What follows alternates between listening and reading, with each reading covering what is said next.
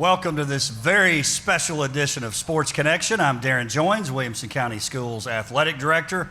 I'm here with my partner in crime, Mr. Tate Matthews. Tate, it's the Sports Connection Basketball Media Day edition. We're branching out. Branching out. Just keep pushing the boundaries, right? We do. Pioneer. So very cool, very excited about it. I know this is your favorite time of the year. Playoffs, football playoffs going on. WCS still well represented, and then basketball started. You're a basketball coach by trade, so I know this is a very exciting time of the year for you. Well, our good friends, how quickly they forget. Our good friends out there, the Cooks, Summit High School, yes. The big lineman, his family who stopped me. They mentioned to me, we got to talking, and I was like, I was a basketball coach. They're like, oh, really? When? Didn't even know. 3 years and it's over, Tate. So it doesn't take long. They've moved on to bigger and better things. Speaking of, we'll have Coach Jason Tigert up here in a few minutes. We're going to start off Basketball Media Day with Franklin High School to let our audience know the way we're going to do the show tonight after this 30-minute preview talking about basketball. We'll have Franklin High School come up. It'll be Coach Johnson, Coach Tigert. They'll each have a player with them. They'll spend 15 minutes. They'll do an introduction of their players. They'll talk about expectations for the season. We have members of the media here as well who will ask questions.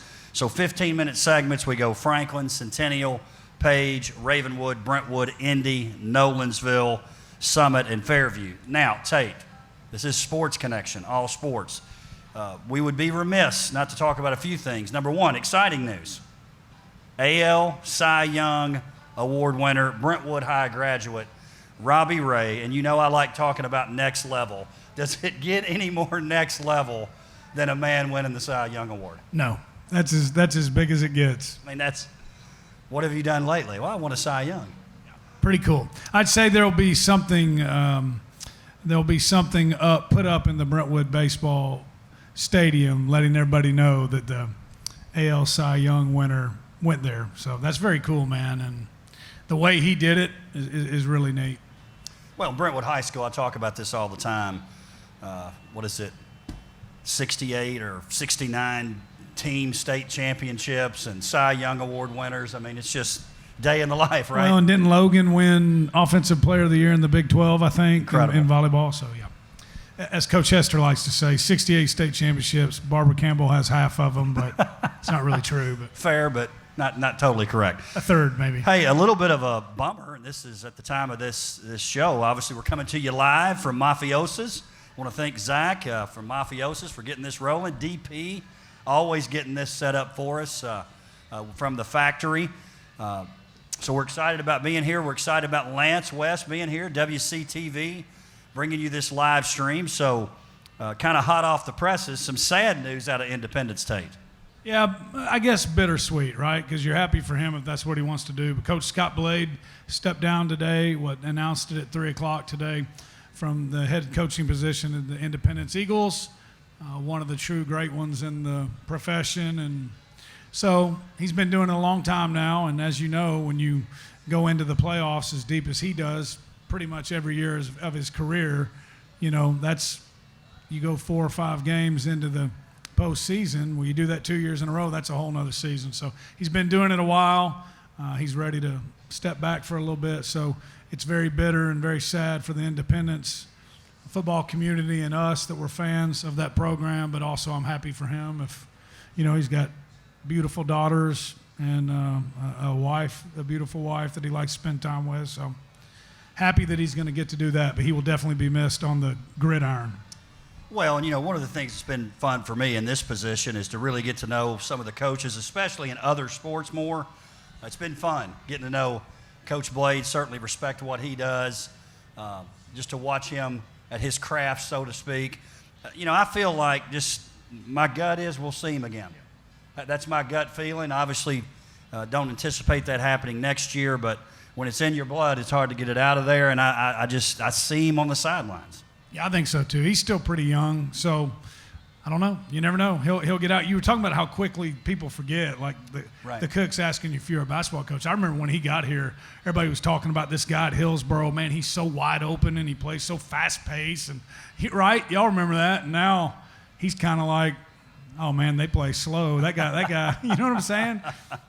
Everybody was trying to figure out how to stop him, and now, he's kind of middle of the road now compared to some of these guys. But great job. I always like to talk about this. To my knowledge, media guys, correct me if I'm wrong, there were 4 active guys that have won a state championship at 2 different schools, and Coach Blade was one of them. So now we're down to 3, and the other guys in that category were Rankin, Creasy, and Uverard. So pretty strong company right there. Decent group right there. Yeah.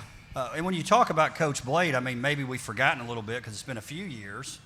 But that run he had where they go undefeated and they win the state title, and then the next year they make it all the way to the championship game again. Obviously, it was a great comeback. Disappointing for Independence to lose that game, but you can't find many 2-year runs any better than that. No, and I can't remember who the D2 AAA was. Might have been Brentwood Academy, but they were 5A that year just by enrollment. The year they won it went 15-0, but I don't think many people would argue that they were the best team in the state, any classification. Yeah, Dr. Qualls and I were talking about that today. And well, of course he thought they were. Yes, yeah, I mean, the ultimate homer. And, somewhere Dr. Qualls has a little tear coming down the corner of his eyes. He loves the Blade Runner, as we all do. Yep. He dubbed him that, right? Yes, to my knowledge he did. He'll take credit. He's the one who made it popular. Or he stole it from the SEC or the ACC or ESPN or, some of the things that we have going. That's right. It's okay. Hey, let's talk a little hoops. Let's talk about new coaches coming in. Now, this was a little bit of a surprising stat when I looked at it, even though, you're a large district, these things happen. In our district, 9 schools. So boys coach, girls coach, 18 head coaches, 6 new coaches this year, Tate. On the girls' side, Marcel Williams, Brentwood, of course, not really new. He's been on that staff, been in the district. Bruce Hamilton, let me tell you, a great get for Centennial. You guys will get to know Bruce Hamilton. He's a great coach, going to do a wonderful job. I look for Centennial to be much improved. Tony Hill, he's new, but not really. He was at Centennial at one time. Comes back to us at Independence High School. And then on the boys' side, Tate. Well, a guy you know really well, Troy Bond from Brentwood. You've Very well. had many battles with him at Wilson Central and then probably maybe even at Oakland. But when you were at Beach and he was at Wilson Central, you know him very, very well. Brought a lot of excitement to the Brentwood Bruin program. Mark Wilkins at Independence, another guy you know really well, coached for you. And then Jared Street of Page. So 3 guys that have really, not that there weren't, but they've definitely given all 3 of those programs a shot in the arm when it comes to the energy part of it. Well, and this is not a critique of people that left. I just want to say that first of all. But we didn't go backwards. That's for sure. No. On these hires. So I'm excited about it. It's going to be a fun year. Now, let's do this. Before we talk about each school, and we'll start with girls basketball, let's do this because we've talked about it some, but really it means more now because we have basketball season starting. You and I have been on record. We're not totally happy about this 4 classifications deal. For those of you that don't know, in basketball in the public school sector, we had 3 classifications. We switched to 4 classifications. Basically, that means you're going to see districts go from 8 and 9 teams down to 4 or 5. Here's what that means for the time being. We're going to have 5-team districts, and if you look at our teams, everybody's in a 5 or a 6-team district. You're going to play a district tournament to get rid of 1 team.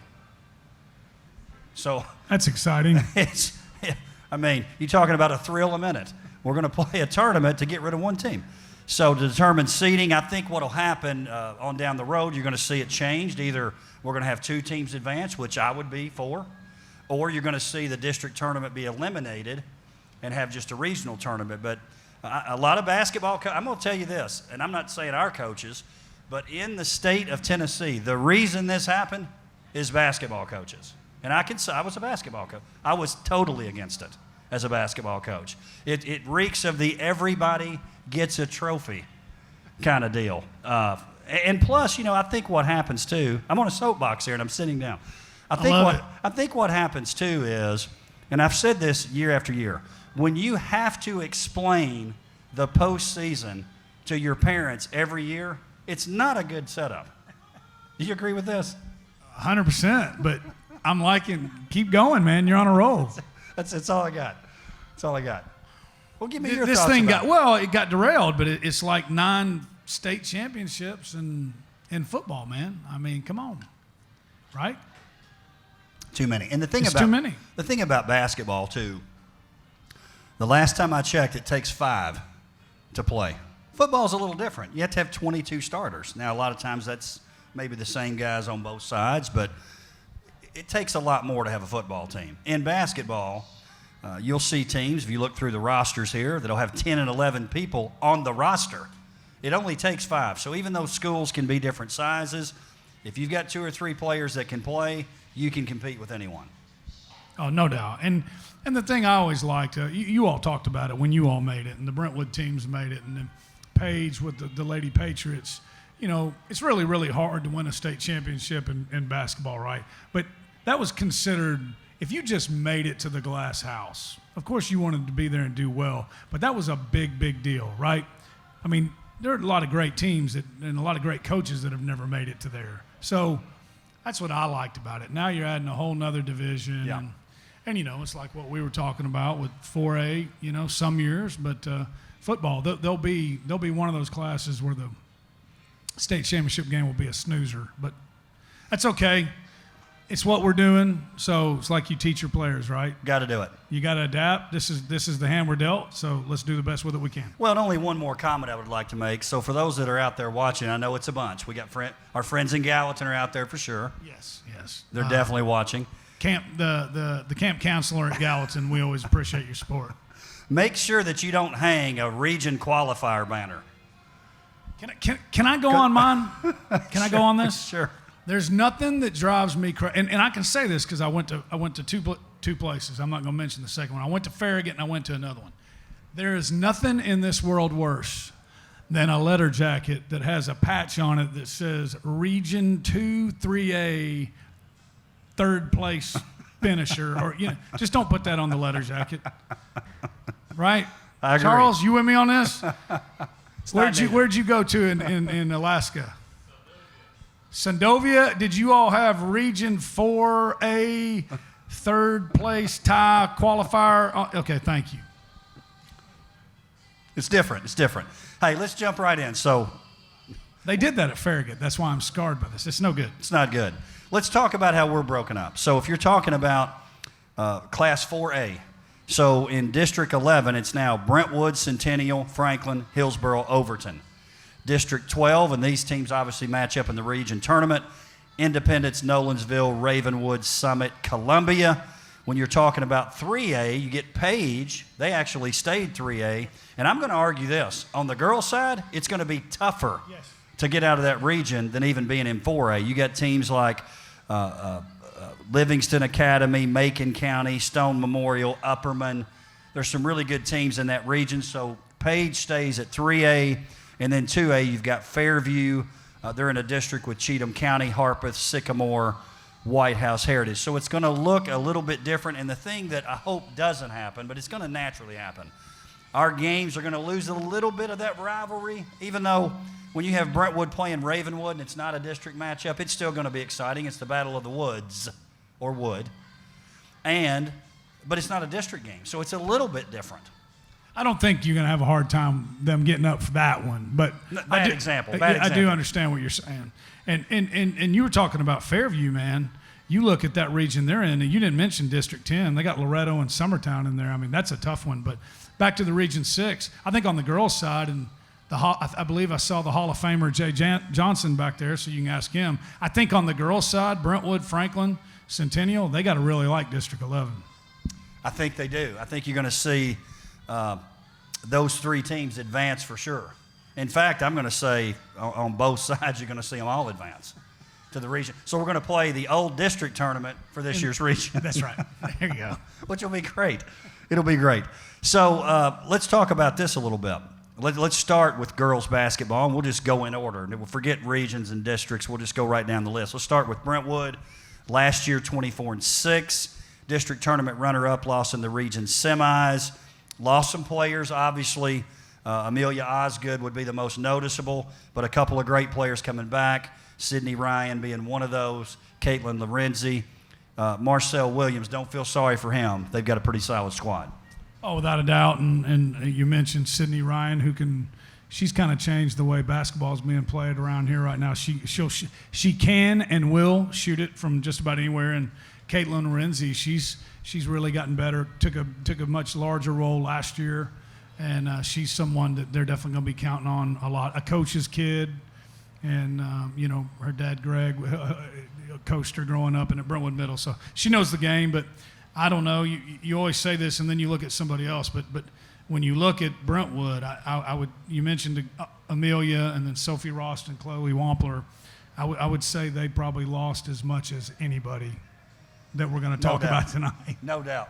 And then you take a look at a team like Centennial. New head coach Bruce Hamilton coming in from Alabama, very successful coach. Got a lot of players back. Sheraton Foster, somebody we've been talking about a lot. Tyra Petway, another young lady who's back. Harper Klein, who's going to be here tonight with Coach. That's a team that I think you're going to see the biggest jump when you're talking about wins and losses. They won't be 2-14 this year.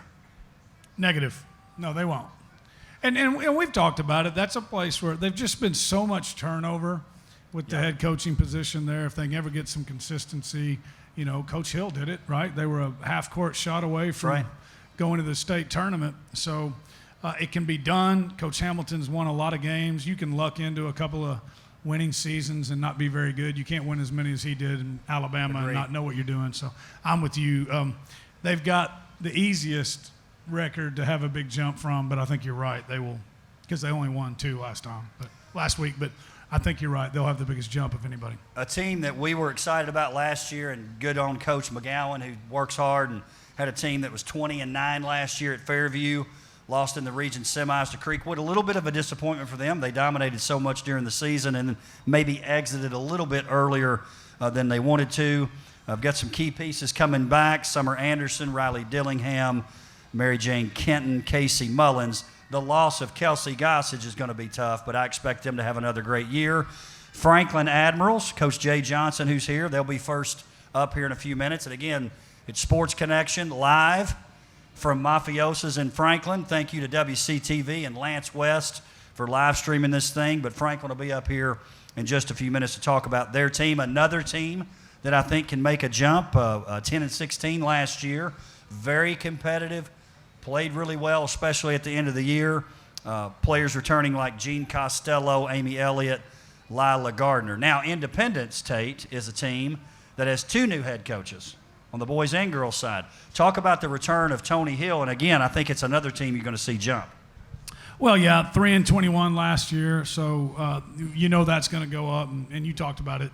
Tony Hill, Coach Tony Hill is a new coach this year, but he's not new to WCS. He had his run at Centennial, and then, I believe went to Portland, right? And then was at Riverdale. So, the level of basketball they're playing there too. So, he knows what he's doing. He knows this district, this region, this area. And, again, with 3 wins. And they were young last year too. Coach White, Coach White got thrown into a kind of a different situation last year, so I don't want to, you know what I'm saying? It wasn't like she didn't know what she was doing, but he'll come in there, he'll fix that, give it some stability, and you can definitely count on more than 3 wins this year. Nolensville, Coach Ladd coming back as a head coach, doing a great job. Lost some key pieces with Cayman Ladd, Zoe Pillar, who I know you're a big fan of, but do have Paige Dickinson, Sarah Grubasic back. Listen, this is a team, I think they're a solid team. The teams they've had the past couple years, it might have been a little bit easier to make that move up, but they've got that program going. Nolensville Athletics certainly in a good place. Page High School, I would argue on the girls' side, they're in 3A. I don't even think it's an argument. They're the best team. They're the best team in WCS. It's pretty interesting when I got the information for our media guide, and thanks to Brooks Taylor and Christian Taylor for working on the media guide. We're providing those to all the media members who are here tonight. They did a great job on that. We had a photo shoot, which was a lot of fun. We've got 3 OTL students here tonight who they're everywhere, right, doing things for us. Tia Atkinson, Caitlin Cohey, McKinley Johnston, so appreciate them being here. But it was interesting when I asked the coaches, hey, send me your key returning players and key players lost. And when it said key players lost, Coach Brock said none. And this is a team that last year They win the district tournament. They win the region tournament. They lost in the state quarterfinals to a very good Maryville team, but they're loaded. They're loaded. And like you said, they didn't lose anybody. Yeah, they're the best team in 3A. They're in a nice region, nice district. But yeah, and especially the District 8, nobody's going to play at the speed that Coach Brock and the Lady Patriots play at. Ravenwood High School, Coach James back for another year.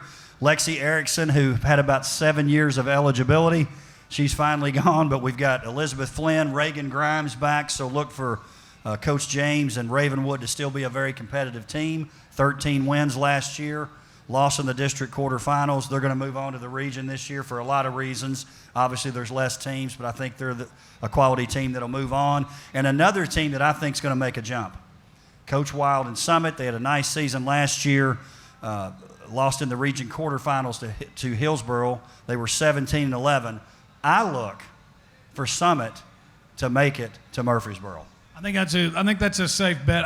Some of these guys, you can just tell by the way they act going into the season, right? Coach Wild not going to talk a whole lot about it. He's usually going to downplay it. He likes his team. He likes his team. He can't even hide it, and he tries to hide it when he likes them. He likes his team. Bergen Ali. And he knows something about state tournament teams. He does. 3 state championships, 3 different schools, and he's been a few times with some other schools. Bergen Ali, Claudette Runt coming in back. Tate, our part's almost done, but let's roll through the boys here, starting with Coach Bond in Brentwood High School. 19-7 last year, lost in the region semis. Listen, they lost some guys with experience. Griffin Burke, Mason Redner, John Winley, but I like the return of Jake Brock, Daniel Cochran. From his freshman to sophomore year, you're going to see a big jump. Also, Davis White. Well, and let me tell you this, football just ended. Davis, I don't think, was out there last night. Jake probably was, and I saw Daniel had 10. Daniel's one of the super sophomores we always talk about. Yeah, he's Might tough. be time to add another super sophomore to the list. I saw where my man Grayson Collins had 24 for the Bruins last night. They might be better than what people were thinking. Listen, I think Brentwood's kind of been a team known to be a pretty gritty kind of team. It's going to get amped up another level with Coach Bond. His teams play great defense, and they're always physical. And I will say this, and I say this in a complimentary way. They're always on the edge because they're so competitive and physical. Sometimes it's not bad, but when you play his teams, you better be ready. That kind of comes from the practice court, doesn't it? No doubt. Yeah. No doubt. And again, I say that with all due respect. Another team that plays with some toughness, Centennial High School, Jeremy Moore, back for another year. Lost a key player, especially in Patrick Garrett, but he likes some guys he has back, including Matthew Bussing, Joe Nelson, Devin Reed. I look for Centennial to have a strong year. Fairview, again, it's not really quietly because we know about it. They just keep getting it done. Coach McCoy's doing a nice job, and I love the pieces he has coming back, in particular, Mays McCoy, Kennedy Pendergrass, who, as a junior, was a Wilco finalist. Yeah, and they were both the quarterbacks of the team this year, so both dual sport guys. Probably take them a little bit of time. It will. To get into basketball shape, but Fairview is one of those teams. Look for them. The record might not look great November, December. January is when you need to be paying attention to them. No question. The Franklin Admirals. Now, listen, this was one kind of the opposite of Coach Brock. When I sent this out to Coach Tigert, hey, key players lost, he said, every starter. So, right? I mean, you're talking about Matt Thurman, Reed Kemp, 2 guys that maybe feel like they had 6 or 7 years of eligibility. Aiden Smiley, Taylor Spirito, Connor Bevan. But he likes Noah McGee, who's here with us tonight. Watch out for Tom Fortner. That's a young man that not a lot of people know about, but write it down. They're going to figure out who Tom Fortner is before this year's over for Franklin. Oh, yeah. It's going to be fun to see what they do. You're right. You don't hear that much, all 5 starters. So, but hey. Coach Brock might have to say it next year. They're ready. They're ready. He might have to say it next year, right? Nice pickup, Medley, from both Medleys coming over from Brentwood. I think I saw where one of the Medleys had 30 points last night in the opening game. So obviously fitting in really well there at Franklin High School. So Coach Tigert hadn't slowed the game down any? He has not. Volume shooting. He's not against volume shooting. He and I talked about that. Listen, I told Coach Tigert, I don't even know if he's here. I can't see. we were talking about some different things. I said, hey, listen, Coach, listen. The more they score, the more you ignore. You didn't get back on defense. Listen, go to the water cooler, get you a drink, give him a shot to rest up, and then it's easy for me to say now, right? Does this next guy take that philosophy? Yeah, probably. Mark Wilkins, love Coach Wilkins, new coach at Independence High School. Listen, again, I'm not trying to. He's got a guy that he's under key players lost. I got him in the wrong spot. Sorry. Yeah, you would have loved him because he's never met a shot. They're actually reversed. There's a mistake. There's reversed. Tyus Anderson, Cameron Bell, Jet Montgomery, all returning players. Yeah, Jet, a sophomore. He's well on his way to having a 2,000-point career. Excited about Coach Wilkins being here. Independence lost in the district quarterfinals to Page. I feel like, at least at the beginning of the year, it might change.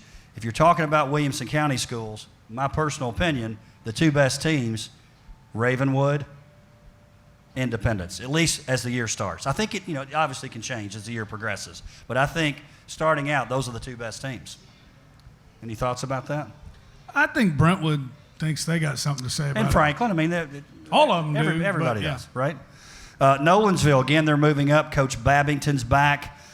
Grady Powers, a returning player for him. He did lose some key players, some guys who played a lot of minutes over the years for Nolensville. Riley Byron, Max McAllister, Ashton Smith, Davin Watkins.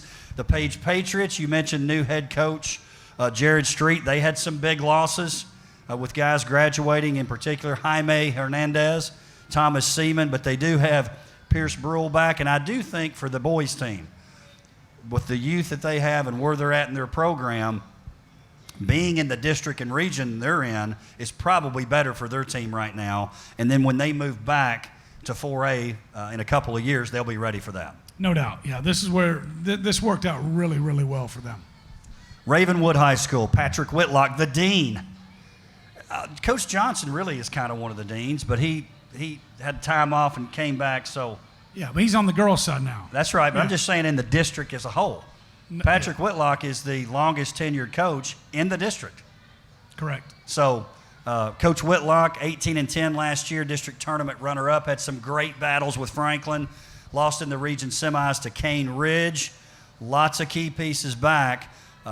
Jake Mulder, to mention one, Matt Williams. And listen, remember this name, DJ Starr. Just like Coach Hester, Ravenwood basketball did a great job in the transfer portal. You like him, huh? He's a player. Yeah, he is. He's really good. And don't leave out my man. Goes back to my super sophomores. He's not the biggest guy in the league, Evan Gaynor. You love Evan. I like Just wait. Everybody will know about him here by about Christmas. Volume shooter. He plays at a all gas, no brakes. Yeah, he's great too. Our final team, the Summit Spartan, Coach Fay, coming off a 5-19 campaign, lost in the district quarterfinals to Brentwood. A couple key players lost, Trey Hunter, Kaneda Wirtz. Listen, I think a big key for them is going to be, what did Destin and Keaton do? Are they going to play? If they play, it obviously makes it a lot different for Summit. I think he's anticipating what that's going to look like too. At this time, they're on the roster. They're returning players. If that happens, Summit moves up a level. If they don't, maybe that makes that a little tougher. Yeah, and kind of same deal as Fairview, but even different. Depending on what happens Friday night. If they win Friday night, then you're not getting them back until at least the second week of December. Tate, appreciate you being here as always. Listen, I know the crowd wasn't here to necessarily hear us talk. They're here to hear from these coaches. They're here to hear from the players, right? Here to hear from. Yes. Let's say that 4 times fast. Appreciate our members of the media for being here. Again, Mafiosa's, if you're watching live out there, come on out, plenty of time. Got some great food out here at Mafiosa's.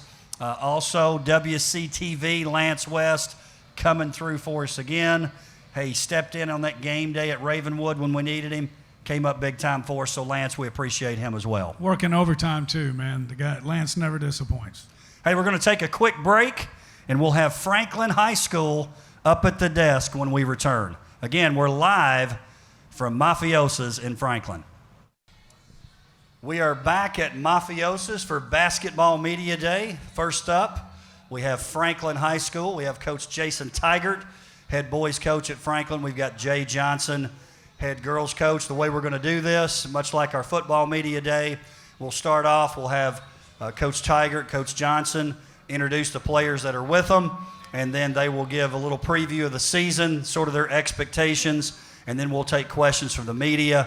I'll walk around and give you guys microphones. If you would, identify yourself, your name and your publication before you ask your questions. Franklin High School on deck. We have, I believe, Page High School. So Franklin High School up first. You guys take it. Jason Tigert, Franklin High School. Thanks for having us with us tonight. Noah McGee, just a senior, sharpshooter, and a perfect example of what we want from our student athletes at Franklin High School. Tremendous student, just does everything well. Just a coach's dream. Tremendous work ethic, serious approach, watches film on his own, just basically does everything that you ask as a high school basketball coach, and just a super mature young man. Jay Johnson, girls coach at Franklin High School. I've got Jean Costello with me. She's a senior for us this year, 3-year starter, and we're looking for big things from her this year, expecting her to step up and pick up a lot of the scoring for us moving into this season. Let's start with questions. We'll start here with Charles Pulliam, and we can ask, if you want to ask both boys and girls, and we'll just move the mic down the line here. Well, I guess I'll kick it off here, guys. Let's go with Coach Johnson and Jean first here. Just tell me a little bit about what it means to be getting back into this season and some of your actual expectations, too.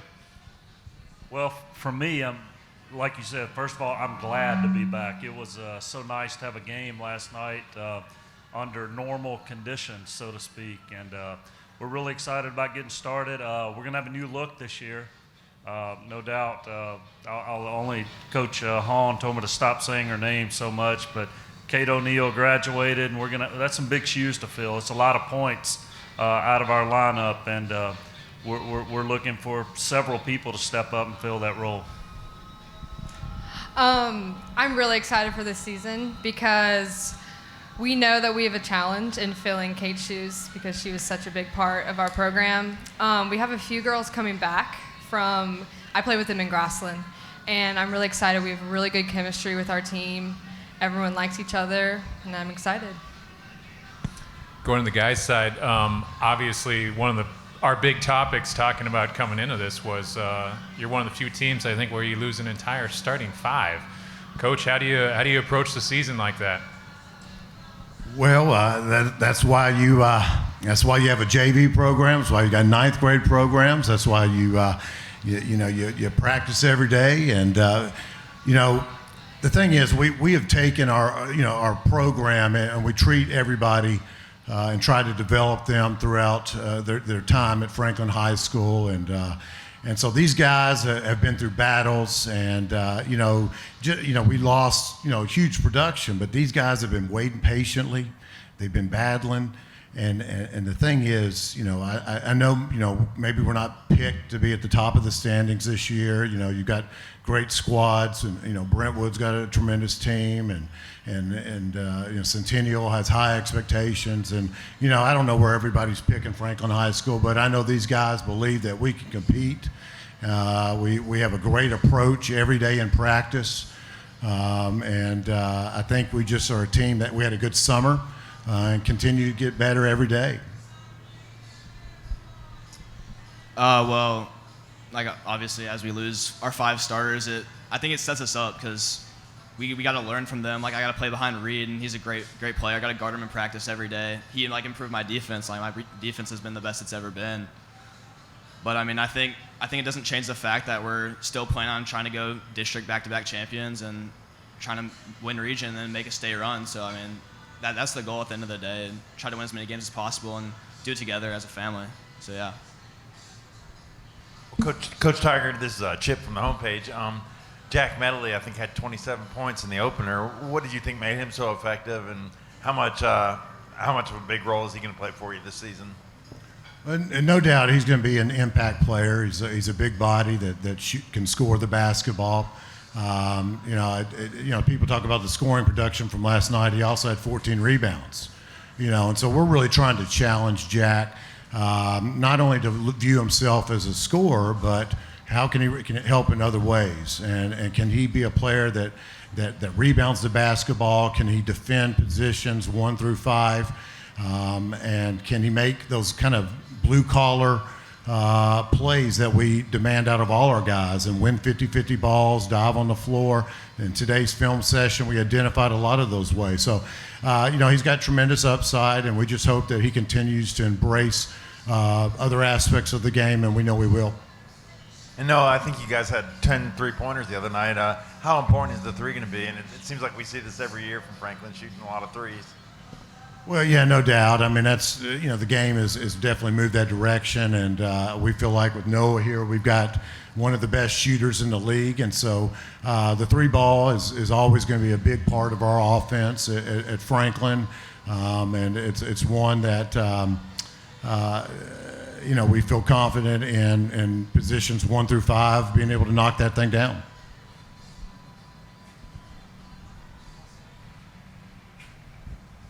Tom Krieger with the Tennessee, and both coaches. Okay, try it again. Tom Krieger with the Tennessee, and just. Okay, it's you two. New classification, 4 classes. What's your thoughts on 4 classes? I know there's a lot of small districts now. What's your thoughts on the new classes, the new format? Are you happy with what looks like it's going to be small districts, tournaments? What's your thoughts on it? Well, I'll go first on this one. I don't know yet. I mean, it's be interesting to see how it plays out. It's definitely a different look for us. We're used to seeing Summit, Page, Ravenwood twice a year. It's going to be different for sure. But as Coach Joins pointed out earlier, I've been around long enough where Hillsborough and Overton were in our district several years ago, back in 11 AAA when we were there. So it'll be interesting to see how it plays out. It'll definitely put a premium on seeding for the tournament. So you can finish in those spots where you can get through to the region, but it'll be interesting to see how it plays out. Coach Tiger? My preference is 3 classifications. I like the way we had the system before we changed. We'll play whoever's in front of us. That's we'll play whatever tournament format's there. It's I'm not that invested, and I'm not going to go out there protesting 3 classifications, 4, 5, 2, whatever it is. But you asked the question, and I like 3 classifications. I like the bigger district. Scheduling's a lot easier whenever you don't have to worry about. And it's going to be tough for a lot of these schools. It's easy for us here in Williamson County with so many schools nearby, but some of these counties, if you look at the districts, I mean, they're having to travel tremendous distance. There's going to be a lot of strain on those teams. Coach Jay, you mentioned losing Kate O'Neill. How is this team different without Kate O'Neill? As far as like a different persona, are you more guard oriented? What's the identity of this team? Yeah, we are definitely have a different look now. We're going to resemble Coach Tiger and the boys a lot more. You saw last night, for example, you saw a lot of 3-point shots going up, which in the past that's not been our strength, but this year it's going to have to be. We're basically starting 4 guards and a wing. We really don't have a true post presence right now, so we're definitely going to rely on the 3-point shot and the perimeter game a lot more than we have in the past. Coach Tiger, obviously, like you said before, you graduated your starting 5, and obviously one of those was Ray Kemp. And is it going to take some time to really know this team as far as who's going to be the scorer on this team, who's going to be the guy that, hey, when we need a bucket, this is the guy to do it? Do you think with so many new starters? Well, we had a tremendous summer, and we took advantage of all 10 competition days and really got after it in practice. And so we really figured out some things this summer. Going down to Memphis for the BCAT was really good for our team. These are guys I've been around now for a couple years, and so we feel like we know who our go-to guys. I obviously know who our leadership is. with Noah, Tom Fortner, just tremendous leaders. We have a sophomore, Davis Long, that also really represents what we want out of our players. And so we've got a lot of things established. But with that said, I do believe we'll be a team that does get better throughout the year as we continue to learn. We have with the new additions, with guys that were just in our JV program that didn't even suit up varsity, kind of filling out what they can add to the table. So with that said, I feel like I know a lot of the pieces, but I think we'll get better as time goes on. Tyler Palmet's here with Main Street Preps. For the coaches, it's going to be next year the NFHS is going to allow state organizations to experiment with a shot clock if they want. And I'm not putting you guys on the spot. I'm going to ask all the coaches this tonight. But what are your thoughts on the shot clock? Would you like one or not? Well, Tom asked me that at Dixon County one year, and I know his thoughts. He likes it, if I'm not mistaken. But I'm against it. I like to give the smaller team or smaller school, give them a chance. I think if come out and guard. I mean, if instead of having to rely on a shot clock to dictate the offense has to go do something, how about get your team to come out and guard somebody? Is kind of my thought. And so I know we also like to, if we get leads, we like to bring out the defense to us. And if they don't want to do that, then we'll put the ball in the hip.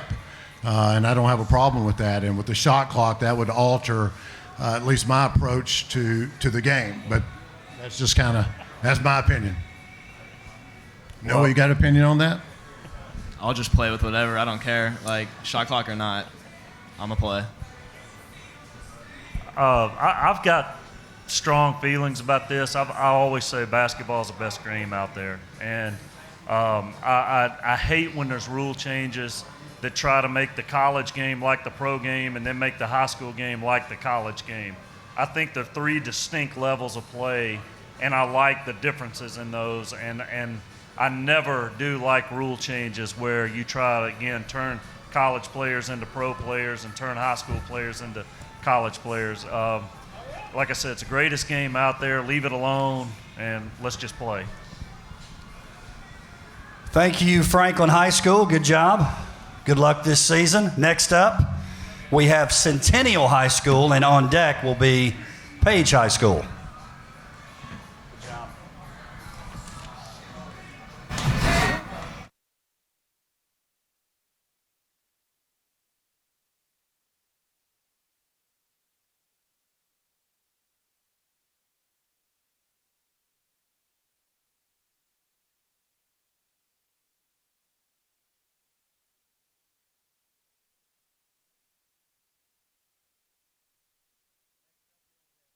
Centennial High School.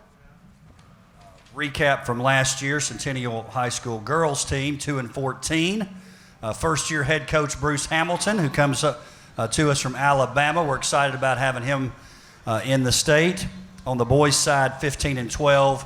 Coach Jeremy Moore is back for another season. Coaches, if you'll start off, introduce who's with you, give a little bit of an expectation for the season, and then we'll take questions from the media. Again, Centennial High School. Yes, I'm Coach Hamilton. I have Harper Klein, a senior guard, with me. And expectation-wise, I think that's kind of hard to put a thumb on, being new, learning the girls. I think we expect to play hard, expect to get better, expect to compete, and we have some learning to do. Hopefully learn how to win close games and just continue to get better. We're very excited, had a good start, and look forward to the season for sure. All right, I'm Jeremy Moore, Centennial High School. This is my second year, and I brought with me Matthew Busing. Matt is a senior for our team, provides us with great leadership. He's one of the hardest working kids that I've ever coached. Gym rat, loves to shoot and work on his game. So we're expecting him to have a great season, not only on the court, but he's also a great locker room guy and kind of keeps everybody in line and everybody straight on that. And then as far as the season expectations, I guess I'm not any different than anybody else. We're going to try to win a bunch of games and hopefully compete for a district championship and get a little bit better each day that we're practicing. I'm fortunate because right now we have close to 30 guys in our program, and they really practice hard. They work hard. They punch the time clock every day. So it kind of makes my job a little bit easier and a lot more fun. Hey, coaches, over here to your right. Tyler Palmatier with Main Street Preps. Over the next year, the TSSA is going to start polling coaches about whether or not they want to experiment with a shot clock, because they'll be allowed to experiment with one next year. What are your thoughts on a shot clock? Are you for it or against it? No, I would love a shot clock. I think it's great for basketball. You know, getting down 4 in the fourth quarter and somebody putting it in the freezer is tough to deal with. So, you know, I think a shot clock is just going to make good teams better. And as a coach, I would love the challenge of it. You know, I understand there's some logistical challenges to a high school shot clock as far as the expense and finding somebody capable of running it and not, you know, really messing up your game. But I think it would be great for the high school game. Well, I agree with Coach Moore. I think the game's evolving that way, so might as well start trying to get used to it. Particularly, I could do with or without, but you know, I think the shot clock is kind of where the game's heading. So I look forward to seeing it for sure. Tom Krieger with Tennessee, and Coach Moore, start with you. TSBA added a 4th class this year that has also presented a lot of very small districts. What's your thoughts on it? Would you wish you stayed at 3? Are you okay with these small district tournaments? What's your thoughts on the whole situation? Well, being in Williamson County, I would have loved to seen it stay 3 classifications. I mean, I loved our district. We had unbelievable district crowds almost every night we played. Didn't matter if it was a Tuesday or Friday night. Now, you know, I think most schools in the county have done a good job of scheduling, and now that's just turned into region games for us. But it won't have that same meaning that when you're playing for a district tournament or district championship. So if I had my preference, I would have loved to stay 3A and us keep a big district and small travel. You know, I think it's great for the kids. It's great for the student section. It's great for the communities. Coach Hamilton, what's your thoughts? I think from where you were, there were a lot of classes. So going from 3 to 4 is a big thing here, but maybe not so much for what you're used to. Well, I really can't comment on it because I'm not familiar enough to really say. I don't know what it was in the past, so I just have to line up and play who's in front of us. So I don't really have an opinion on that. So I'm sorry. Jeremy, do you see this? Does it seem like everything's back to normal now, as far as, you know, after last year with all the restrictions and everything? Does it feel like life is back to normal as far as basketball? Yeah, I think for the most part, you know, last night we played at Clarksville Northeast, and it was great to have the bench tight again. Didn't have the 6 feet of space where you couldn't talk to every kid.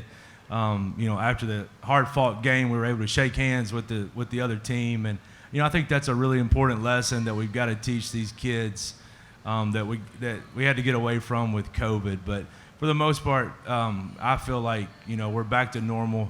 We're hoping for great crowds at Centennial, and just excited for the season. Both players, same question. Does it feel like life is back to normal as far as, at least on the basketball court for y'all? Does it feel like things are back, both players? Yes, I think so, definitely. Last night was fun to be able to interact with people on the bench and, you know, to coach not only who's on the floor, but who's with you, behind you, and sitting with you. So, yeah, it was a good environment and definitely much more fun for sure. And the players? Start with Matt. I'll go first. I agree with him most definitely because spread out last year where you couldn't touch guys on the bench and dap everybody up and stuff like that. This year, when you're all together, all cheering each other on together, it's way better in my opinion. So yeah, I feel like things are back to normal. Yeah, I definitely feel like we're back to normal too. It was weird having like the benches, like the seats all staggered, and had to wear masks on the bench. And this year we don't have to worry about people getting quarantined or as much. Like we would struggle if we had people out for COVID.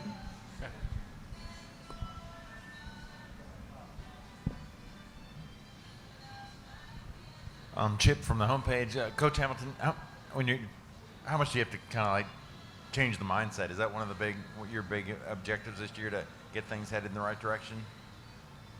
Well, to be honest with you, when I got there, we've got a good senior class. We've got a good group of ladies. We've got some good players. I mean, we really do. And so I think just we've had some fortunate, tough luck and some other things. So, yeah, I think winning is a learned behavior, and so I think we've got to do things to win. We were fortunate to win last night. We didn't play outstanding. We've got a lot of growth that needs to take place, but listen, we have an outstanding senior class. Harper represents about 7 seniors, and they're really a good group, and it's been fun for sure. And Coach Moore, what are some of your biggest takeaways from the season opening win? We're playing a lot of young guys. We think they got a chance to be really good, but a lot of inexperience. So everything that happens in a game right now is a learning experience.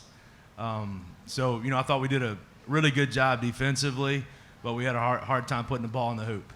And unfortunately, basketball is a game of putting the ball in the hoop. So, I think we just got to continue to get better. And, I love my team. We've got a good mix. I think we've got 6 seniors, 5 juniors, and 4 sophomores. Right now, starting 2 sophomores. So, we think we got a chance to be pretty good and be super competitive. Coach Hamilton, Charles Pulliam with the Williamson Herald. Want to know a little bit about what this transition's been like for you, and what you've taken away from the last few months of getting to know the area a little bit too.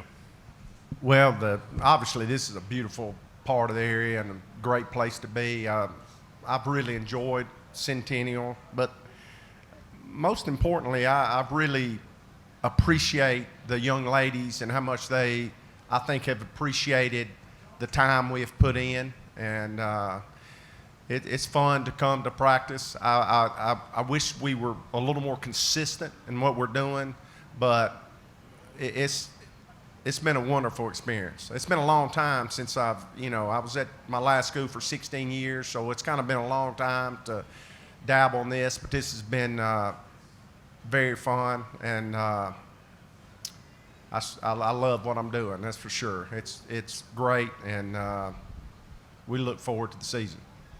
Kind of keeping with this too, Harper, tell me a little bit about what it's been like having another coach step in, and what it's been like to have Bruce with you here. So we had our first coach since I was a freshman, and so this is definitely a change for me having a new coach. I love it though. I love how he's coming here with like fresh eyes, and he gives everyone a chance, and he sees everyone's potential.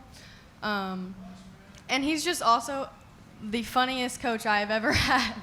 He cracks us up all the time, and it's just good like that he can definitely take it serious, but not get carried away in it. And I don't know, it's been really great.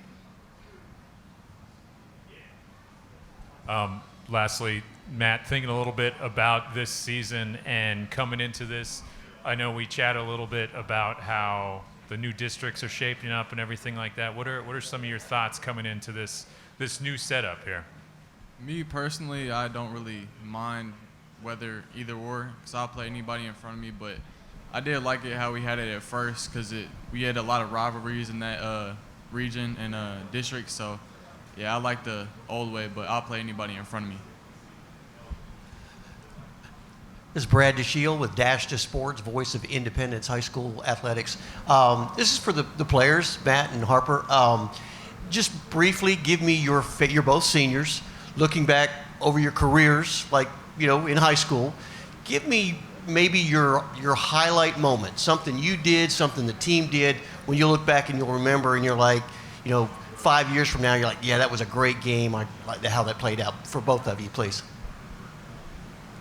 I'll go first. The games, to me, isn't really the part that I remember. It's really the brotherhood that you create and the family and the love that goes on in the locker room and all the people that you meet, all the new people that you meet. The games are fun, but yeah, like in the off season, all the hard work that you put in, all the struggles that you go through as a team. So I feel like that's the best part of sports. Yeah, I agree. For us, we have never had the best record, so that's definitely not the highlight for me. Looking back, I just feel like all of our practices and all the time we spend together has been amazing. We all are we have a very great bond. I feel like we all get along. I don't think I'll ever have this again with any other teammates. It's awesome. Thank you. Good job, Centennial High School. We got Page High School up next. Ravenwood on deck. Good job.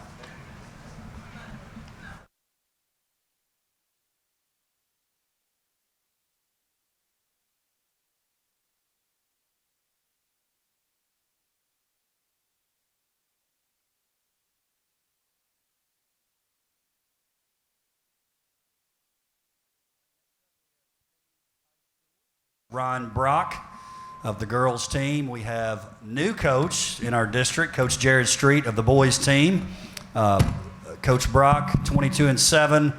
Last year, district tournament champions, region tournament champions, state qualifier, all starters back. Coach Street coming in as a new coach in the district. Did lose a few starters, 17-10 last year. Coaches, if you would, just introduce yourself, introduce who's with you. And if you get a little feedback, that means the coaches maybe move their mics a little further from one another if you get a little feedback there. Coaches, you've got it. Ron Brock, this is about my 7th year, and I brought Lily Wilkin with me, her senior year. Jared Street, first year here at Page, and brought senior Pierce Brule. The coach is over here to your right. Tyler Palmetier with Main Street Preps. The TSSA next year is going to have an opportunity, if it wants, to experiment with a shot clock. It hasn't made any decisions. It's going to poll all of you guys over the next year, I would guess. What are your thoughts on the shot clock? Are you for it or against it in high school? Personally, I think a shot clock could make the high school game more interesting. I think it could create, this environment where our players are prepared for college basketball when they move in that direction. I think when you look over in Europe, a lot of the younger players are playing with shot clocks at a lot earlier ages than our kids are, and a lot of European players come over here and they're pretty skilled. So I think in some ways the shot clock can create an environment where our kids become a little bit more skilled, can be better decision makers. I really think it would be a nice addition to the high school game. I would enjoy getting to coach in that environment. And I would welcome it, and I know that there are some logistical issues, but I think that's something that we certainly can overcome if it makes our game better. Not for it. That's it. Yeah. You don't have to mention it. You don't have to say it more if you don't want. No. There's. You can ask anybody in here. Sometimes we'll hold the ball, but still we're pushing the ball the rest of the game. They're getting all. We're going to score way before the shot clock goes or get a shot off, most throughout the game and stuff like that. But it's a game of. If the other team's going to play defense and they're going to sag back in and set back in with everybody with their feet in the paint, is it our responsibility to have to attack that if I've got good ball handlers? In the high school game, it's different than the college game, because in the college game, you're not going to get that. In a high school game, you will. So if we've got the ball, it's the defense's job to come get it. if they've got the ball, it's our job to go get it. So, no, I'm not in favor. Players, do you have any thoughts? You're welcome to answer it or not answer it if you want. As Coach Street said, it will prepare me to play in college. We'll have a shot clock. And to contrast with Coach Brock, I know he loves to stall and run for to score, but us players, we do not like it very much, and we like to get a lot of shots up. They do like to win, though. Coaches, players, Tom Krager, the Tennessean. Question for y'all. I mean, obviously we are adding a fourth class this year. You all will be in, I believe, in 3A.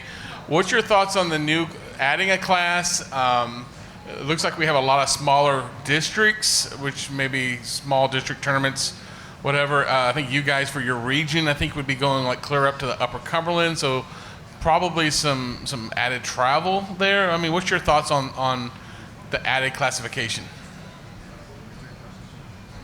I don't care who we play or where we got to going up there to play. It just puts more travel time in there, which is harder on the kids. That's the only thing that throws up a flag for me is that we got to travel sometimes an hour and a half, where we had our district here. It was 30 minutes to get to the school. And it's a drain on our kids. It's not a drain on me. I'm retired. I can go anywhere and spend all the time I need to. But they shouldn't have to go that far. And there's some other logistical things too with travel. Not being allowed to have buses for games and kids having to drive themselves throws up another flag with something happens to them on the road, who's liable, and liability comes in an issue. So with shortness of bus drivers and stuff like that, it makes it real tough on everybody. When we played here, it was no problem.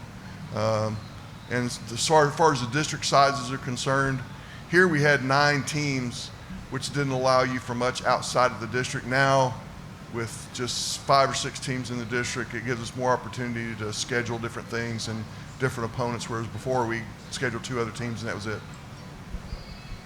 I'll second with what Coach Brock said. I think all those things are certainly issues, and the scheduling obviously is a positive thing for me because it provides us to schedule different games for our players, and allows us some flexibility to schedule some create some unique schedule for our kids. But I think the positive for adding a 4th classification is adding a 4th state tournament, which adds another experience, another set of kids that get an experience to be in the state tournament. And I think when our kids get to experience a big time event like that, or more kids across the state get to experience that, I think that's a positive thing for our students and our players.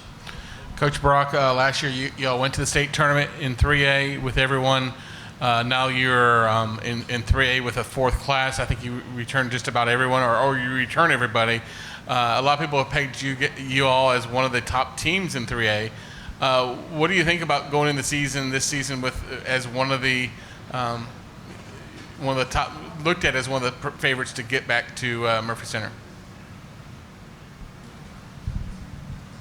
You know what? I could give you an answer, but it'd probably be better to throw this to Lily. Okay. Lily's great at this, and believe me, she could answer this question a lot better than I could.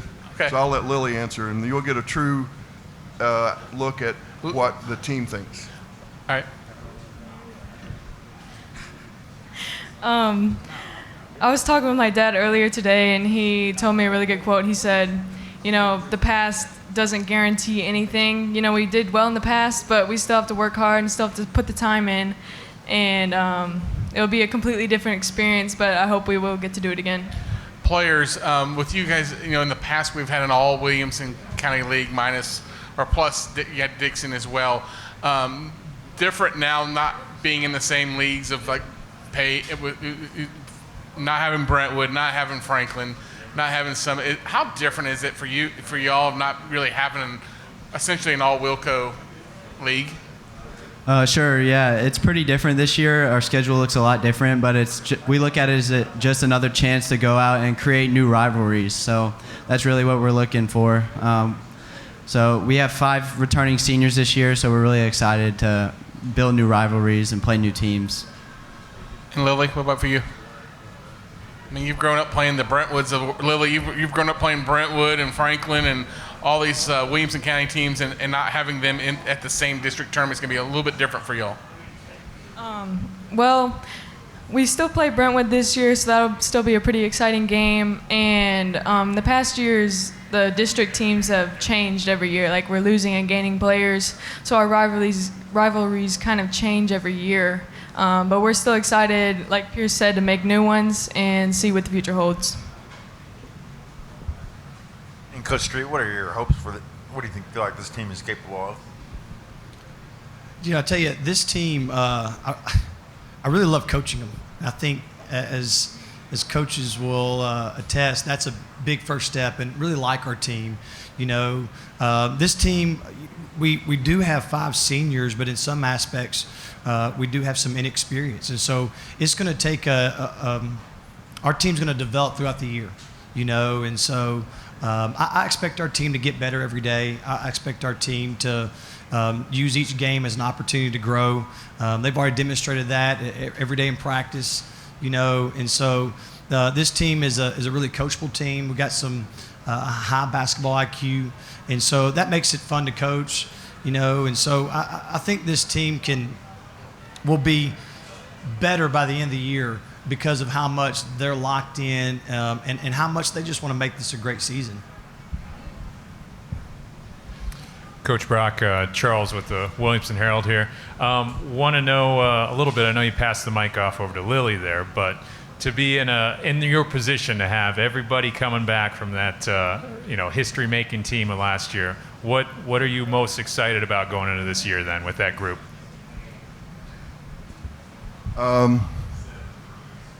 Probably the growth I've seen over the summer in some of our players that have put in a lot of work. Like I've said before, I know what I'm going to get from Lily and Mackenzie and some of the seniors, but Abigail Ward is turned into a new player over the summer.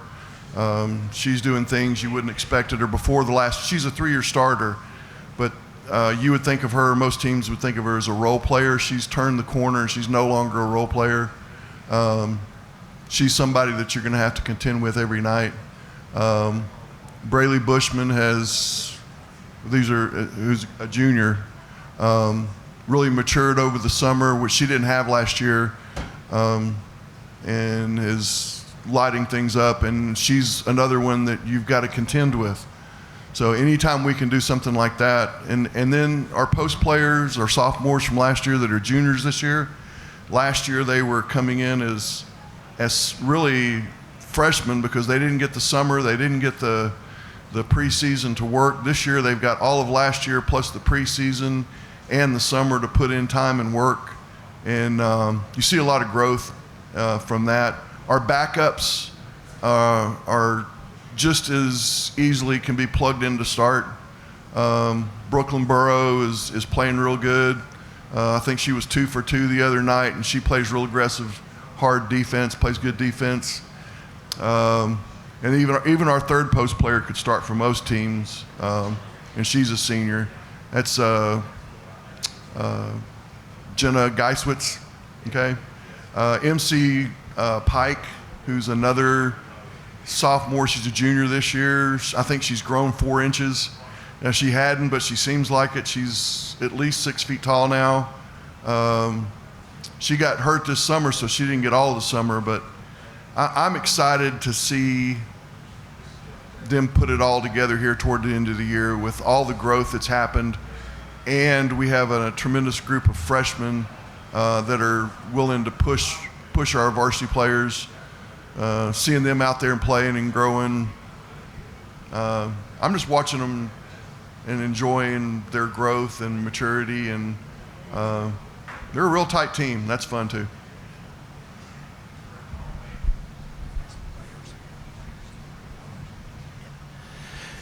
This is Brad DeShield with Independence Sports, Dash Sports Network. Coaches, when you think about transitioning from, you see some players graduate, and then you have new guys come in, new young kids come in, girls, guys. What is the biggest, when you're coaching, what is the most important thing as a coach, aside from just the fundamentals of dribbling and things like that, that you look for in trying to choose that starting 5 team as they come in? I know obviously some are huge athletics, very, very good athletes, but what is it to get that team chemistry? Are you always tweaking that to try to get the best team on the floor, just for both of you? Yeah, I mean, as coaches, you got statistics that we all see: points, rebounds, assists, steals. But the things we talk about with our guys is making winning plays. Taking charges, diving after loose ball, blocking out every possession, sprinting the floor. We talk about being character guys. Us as coaches, we talk a lot about our kids and what type of character they have, because we feel like kids that have high character, that's going to carry over. And that will carry over into team chemistry because they're willing to give of themselves for our team. And so I think when you talk about creating a program that's going to replace seniors, it really is important to have a good freshman coach, a good JV coach to help develop that within their younger players. So then, as opposed to a rebuilding year, you hopefully have years where you're just simply reloading or restocking, and we're fortunate at Page. We have a lot of great kids. That are team first. And when you have a lot of great kids that are team first, that want to play hard, team chemistry kind of takes care of itself. And so as coaches, you just hope to try to maybe not get in the way and let the players do what they do and be special on the basketball floor. I think one of the most important things is have a consistent program over the years. I know Coach Street, this is his first year, and they've had some issues with that with the boys. They've had some turnover. But that's how you plug people in and get them. It's a seamless transition. As long as you've got an established program year over year after year after year, and they know what the expectations are, they know what you want them, what you're asking from them, what they're required to do to get that time on the court and be a part of the team, and then you just build that. But I think it comes all down to consistency and longevity and having a coach and a system there in place. Thank you, Page High School. Nice job. Ravenwood is up next. If we can get Ravenwood coaches to move forward. Hey, coaches, just a reminder as you're getting here, we've got pizza provided for the coaches and players who are here representing their schools. You can go downstairs, let them know your school is here. They'll take care of you. Obviously, we have parents and other players here and families.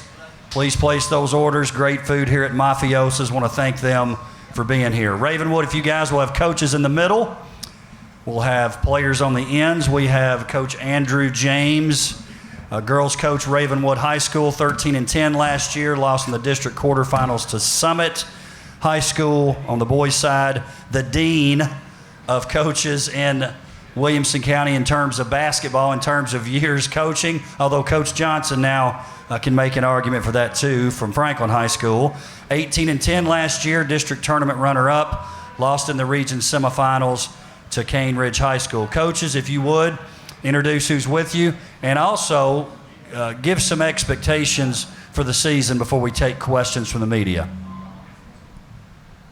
All right, I'm Andrew James, girls coach. It's my 3rd year leading the girls program. I've got Caitlin Johnson over here. She's a senior for our team this year.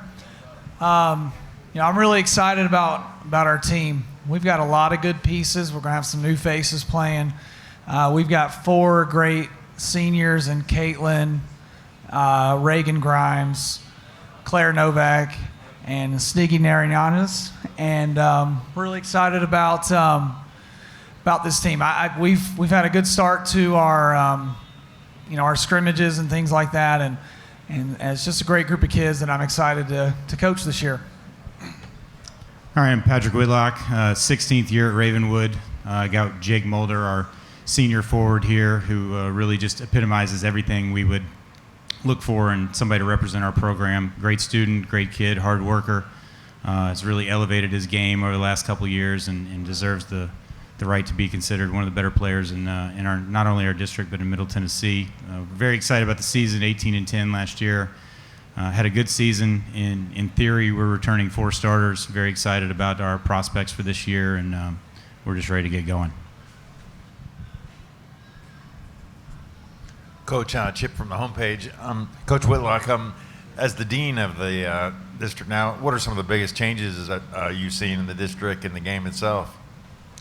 I mean, I think overall the biggest change I've seen is just how competitive Williamson County basketball has gotten over the past 10 or 12 years. When I first got here, we had this long state tournament drought, particularly on the boys' side, and teams getting to a region final or a sub-state appearance was a pretty big deal. And then the last couple of years, just with the growth of the area, it's been a regular occurrence for us to have 2 teams in the state tournament. So I think just the overall talent level and the way this area has grown has probably been the most significant change. And then also, essentially, the Friday night atmospheres we've had have been really, really good as the popularity of basketball has grown considerably.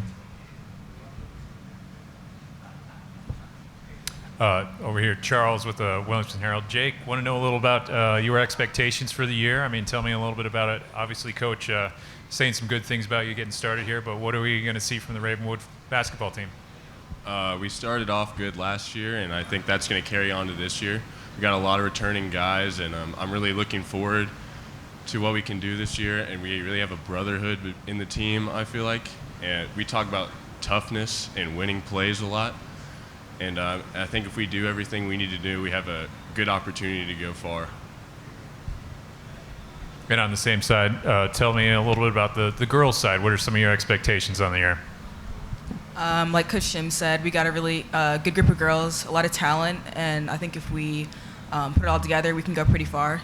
Over the summer, I believe we did pretty well, and so I think we have a lot of potential.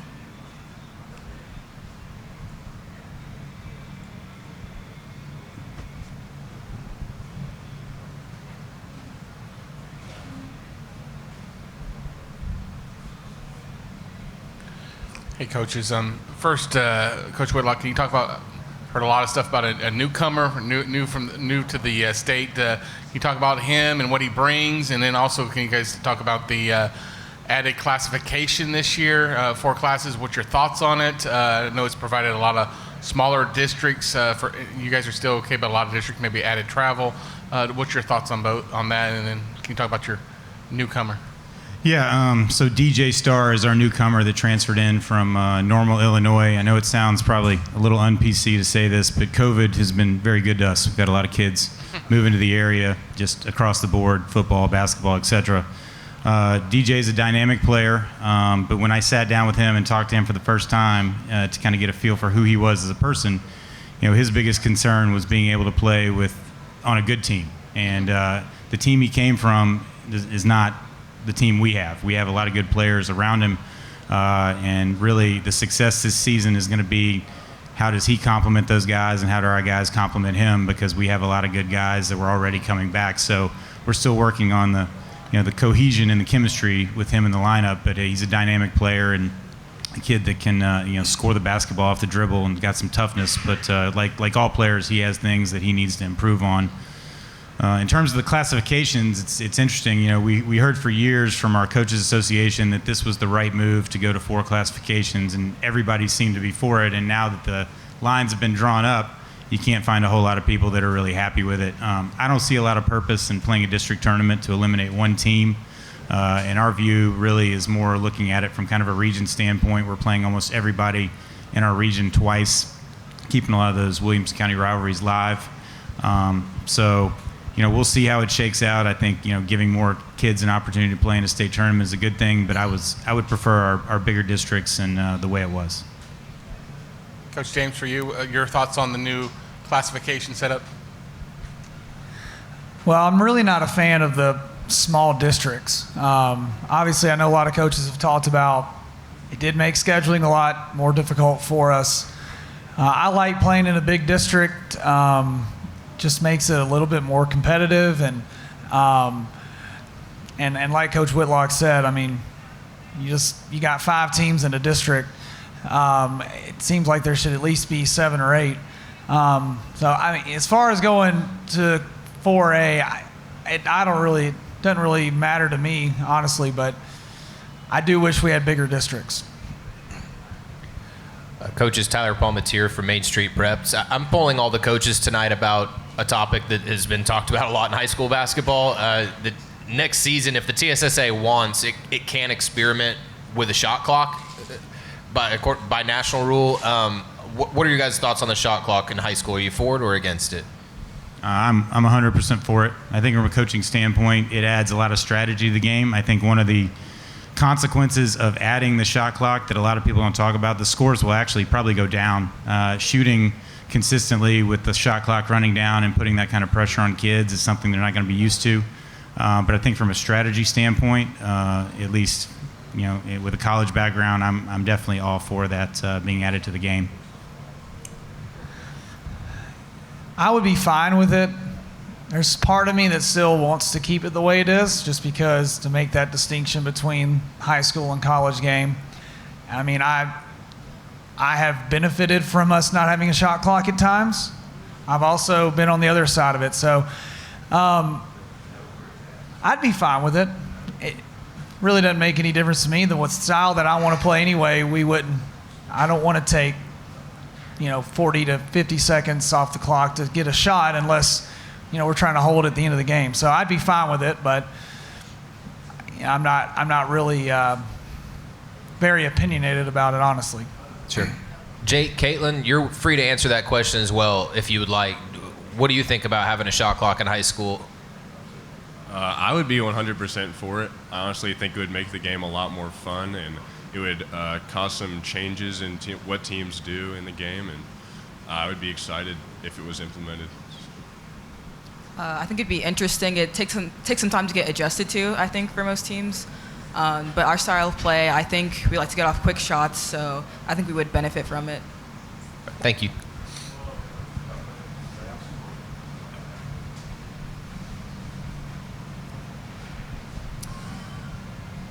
Any other questions? Thank you. Good job, Ravenwood High School. Up next is Brentwood High School. Brentwood up next. As Brentwood comes up, they have a change like Independence in both head coaches. Marcel Williams on the girls' side, he's no stranger to Brentwood High School, been on staff for several years. Troy Bond, new head boys coach at Brentwood High School on the boys' side. Girls coming off a 24-6 season last year. District tournament runner-up, lost in the region semis to Cane Ridge. On the boys' side, 19-7, lost in the region semifinals to Franklin High School. Coaches, if you would, introduce yourself, you introduce who's with you, and if you would, give us an expectation for the season. Again, Brentwood High School, Independence is on deck. Coach Troy Bond, Brentwood High School. I have senior Jake Brock with me. First year at Brentwood, really excited to be here. Got a great group of guys. Guys put in a lot of time. Guys with a lot of leadership and a toughness to them, and excited about expectations as far as how far we can go. I think it just depends on how we adapt the way we want to play, and I think we keep getting better every day. The sky's the limit for us. Marcel Williams. Right now I have Caitlin Renzi here, senior. My expectations for the team is honestly just to get better and continue what Miles Thrash started, and kind of build on what he started in that legacy and get some wins. And I got a young team, so I know it's going to be some bumps in the road, but I got some great seniors, one with me, and my expectation is to just play hard. Coaches over here to your right. Tyler Palmetier with Main Street Preps. I'm asking all the coaches tonight, next year that TSSA will have an opportunity, if it wants, to experiment with a shot clock. And I'm just curious on your thoughts. Are you for or against a shot clock in high school? Well, I think the game has definitely changed to that concept. I know the way that we want to play with our zones and our traps and press would be a benefit for us, I think. So definitely would be for it. I think I'll be for it as well. I think it'll give coaches a better chance for offense, kind of speed the game up a little bit, put players in better positions quickly, and it can only help. And for both players, you're free to answer that as well if you want. I definitely like the idea. I think it would make the game a lot more fast-paced and fun, especially with the way we're going to play this year. I think it'd be a good thing. I also am for it because I'm so used to playing really fast-paced defense, so picking up the game on the offensive side would be good too. Jake, you all played two sports with two first-year coaches, and obviously Coach Finch, you knew him because he's on staff. But what's it been like for you of multi-year sport athlete there at Brentwood, and here it is this year you've had to adjust to two different new head coaches, and what's that been like for you? Well, it's obviously been different 3 years I had with the other coaches, but I've liked it a lot. Coach Finch did a great job for us. We obviously got off to a rocky start, but he always believed in us and pushed us to be great. And I think we had a good year. And Coach Bond and Coach Crane coming in, we got a whole new staff. It's been awesome so far. The passion and energy they bring is unmatched, and everyone at school loves them, and I'm really excited for this season. Coaches, there was overwhelming support for 4 classes, been pushed for a number of years. We now have 4 classes, and now we're seeing kind of a fallout of a lot of very small districts. Did you envision that? Do you like the 4 classes the way it's set up now? Or what's your thoughts on 4 classes and how it is this year? Well, I think for me, I'm coming into a whole brand new league, so it's really not that big of an adjustment for us because we're coming in brand new anyway, and we didn't have a lot of games with Williamson County teams. I know they've had a lot of tradition with the county teams being able to play, and we're playing some of those one time, sometimes 2. It definitely kind of spreads it out a little bit. Obviously, it gives another classification, someone win a state championship. But I think it's going to be tough in some ways, especially from a travel perspective or for some of the smaller schools and the outer line schools. I think it'll just kind of be just see where time goes with it and see where it ends up. Coach, your thoughts? For my thoughts, I kind of don't like it. I mean, I like playing Page. I like when we played Spring Hill. They gave us good competition, and I like those rivalries. So it kind of missed those games, but we play them once, so I guess we can play them again, but I'm not a fan. If you look at 4 classes, have you looked at a way, okay, here's what changes I would make to make it better where I think it would work? Have you guys looked at it that much, or you just don't care that much to look at it and see how you would fix it? Well, again, I think you let it kind of play out this year and kind of see where it goes. Sometimes things look great on paper, and then when you actually get into it, it looks a little different when it all kind of shakes out. So I think once we kind of go through this first run, we'll be able to kind of look at it and get a little bit better idea of what's going on. Same with that answer. We'll just go through a year, see how it works out, and go from there.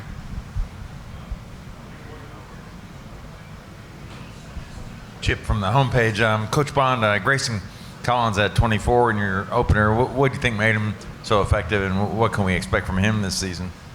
Grayson's done a great job in preseason work, weight room, conditioning, puts a lot of time in with shooting. He's one of those warriors on the floor that you love to have. And just being a sophomore, his leadership abilities are definitely further than his years. He just really bought into what we want to do, and we're really getting up down the floor and getting after it. And we hope to bring energy there and a different kind of level to the way we want to play. And I think he fits that style. I think a lot of these kids do. I think Jake Brock is going to really prosper in it when he gets back to the basketball shape type thing. And so excited about it.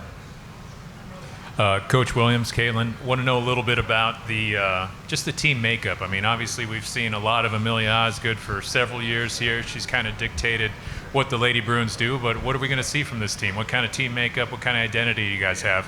Right now, we're trying to shape that identity. We have 6 freshmen on the team right now. We got 3 seniors. We got to me, we have 2 people that really return. So basically, everybody on that team is brand new to the varsity level. So it's going to be a lot of leaning on our seniors for that leadership and that support and positivity. Other than that, I'm just looking for my 2 seniors to play like seniors.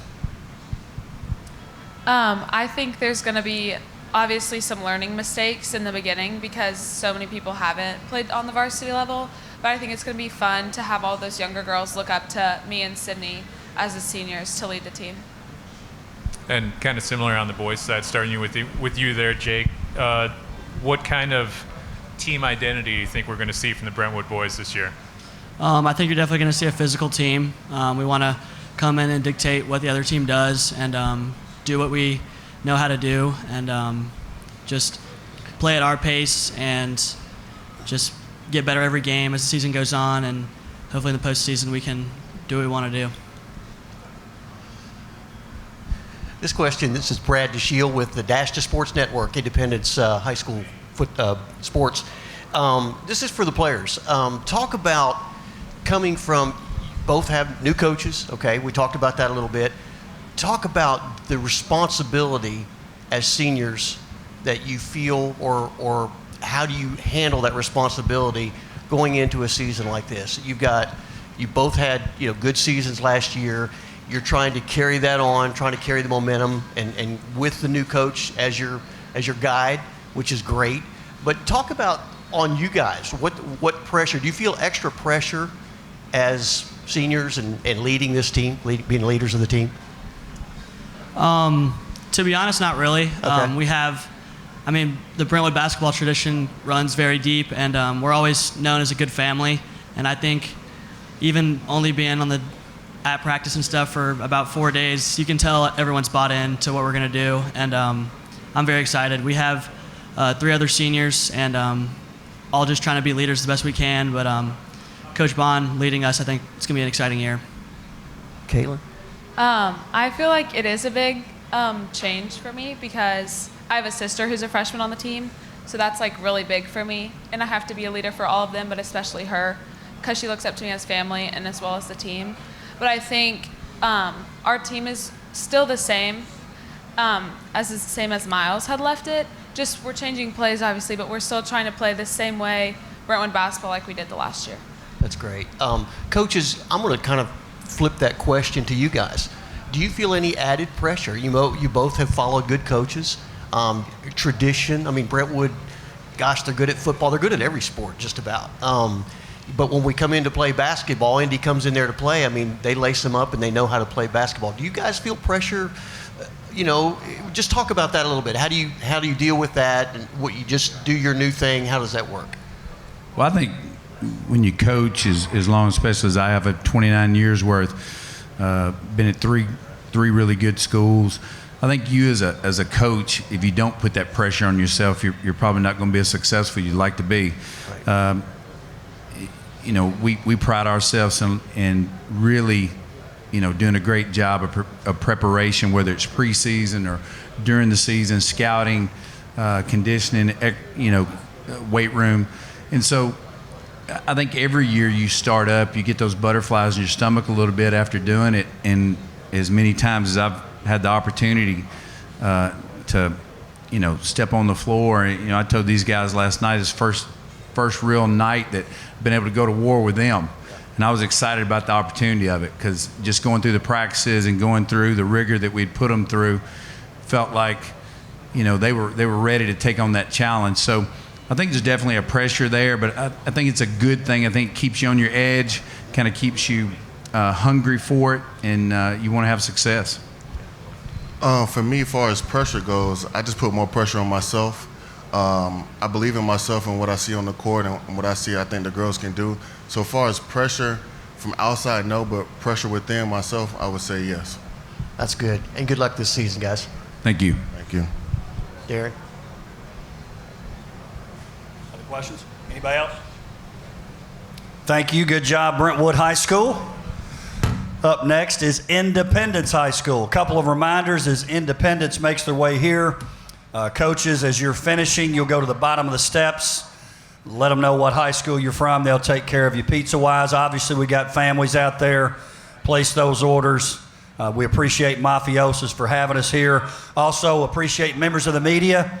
There would be no Basketball Media Day without media members being here, so we certainly appreciate you. Appreciate Tate Matthews being part of this as well.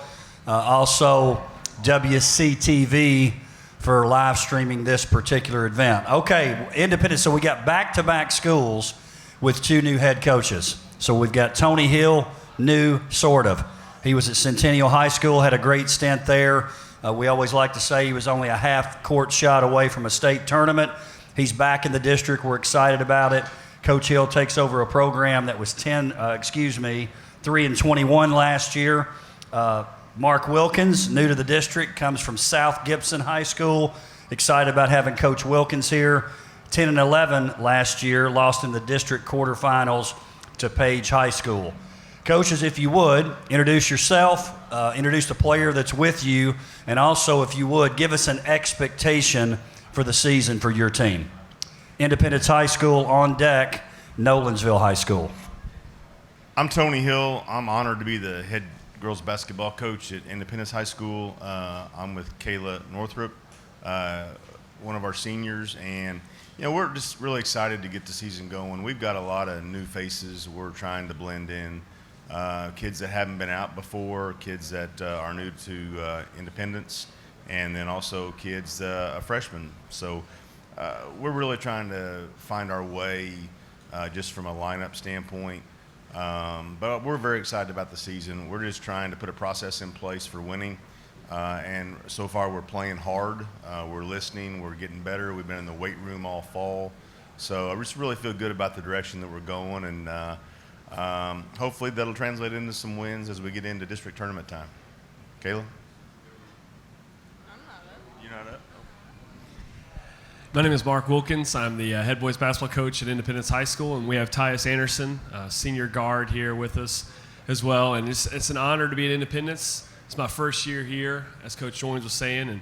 And, this team, we're really excited about this team. I know I am. We have a really good mix of old guys and some new faces as well. And we have some great 3 seniors that are leading the way.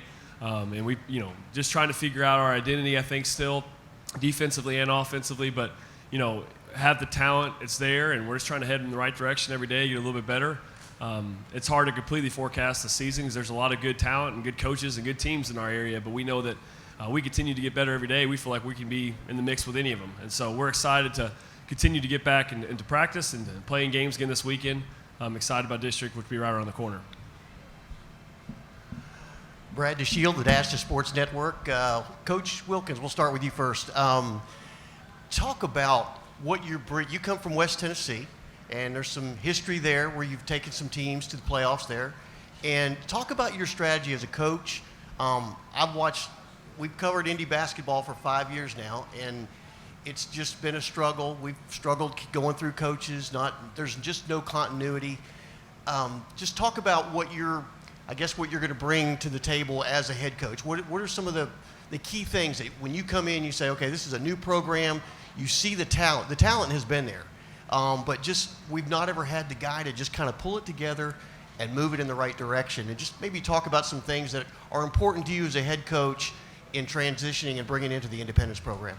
Well, I think you kind of already mentioned it there. I think it's consistency, and that's what hopefully I can bring to the program too. And just even this summer and the fall, teams we've scrimmaged have returning players and returning coaches, and they're calling out 10 set plays, and we hadn't hardly had 10 practices. And so, that's a big part of it, is just having that continuity and consistency with the team, and hopefully we're doing that every day. And, we said from the very beginning that it's good. We're not just going to, as coaches, staff, come in and say, hey, we're doing it this way because we said so. I don't think that's how kids really relate anymore. I think it's more of we're doing this together. We're finding our identity as a program together, and we're doing it every day. We're trying to figure that out, what works best for us now and in the future, and the freshmen and JV team as well. And so, I hope that I can just bring a consistent presence in the locker room, saying the same message with our coaching staff, and just that it's a process. There's ups and downs with a long basketball season, but we're going to continue to get better every day. Coach Hill, give me the same. I mean, pretty much the same thing. It's almost a mirrored Indy basketball on the girls' side has struggled. And again, with coaches, having a consistent coach to put a an MO out there. This is what we're going to do. This is how we're going to play. To talk about a little bit about maybe your background and what you want to bring to Independence. Well, I've been around Williamson County, although been away for 4 years, so I think I've got a little bit of the lay of the land from that standpoint. We're just trying to develop. I'll be the fourth coach these seniors have had. So we're just really trying to develop some consistency and some comfortability with what we're trying to do. I truly believe that defense and rebounding win at the end of the day. And we're trying to emphasize that to our kids in practice, and even in our game last night, regardless of the score, we're trying to get better defensively and make sure we're going to the glass. And that's where our staple, that's where we want to try to build from, is the defensive end of the floor and rebounding. And Our offense is probably behind our defense right now, just because we've put so much emphasis on the defensive end. But yeah, we're just trying to create a culture that we feel like is a winning recipe for years to come. We're excited you guys are here. Real excited about it. Tyus, Caitlin, let's talk about a little bit about your end of it. As seniors, you've had different coaches, right?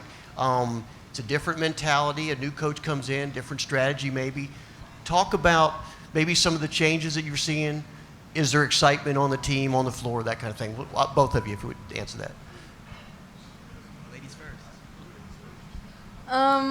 I would say that like all the girls are excited for this season and having a new coach, and we're all just trying to bond and get like the team chemistry, and yeah, we're just trying to figure everything out, but we're excited to see.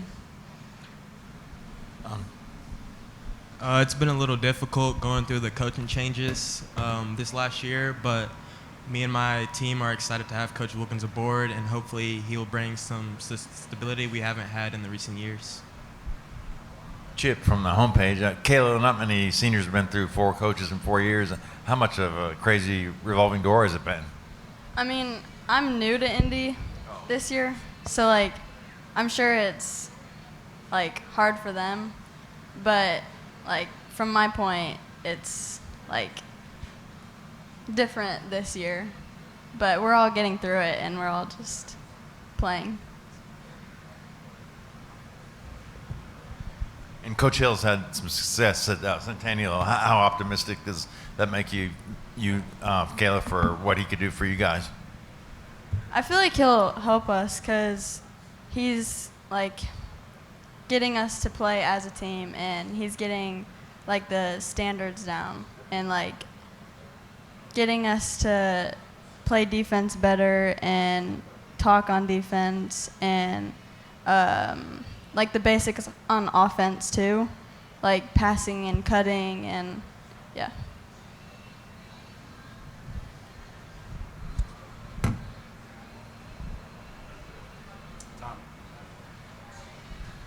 Hey, Coach, it's Tom Krager with the Tennessee.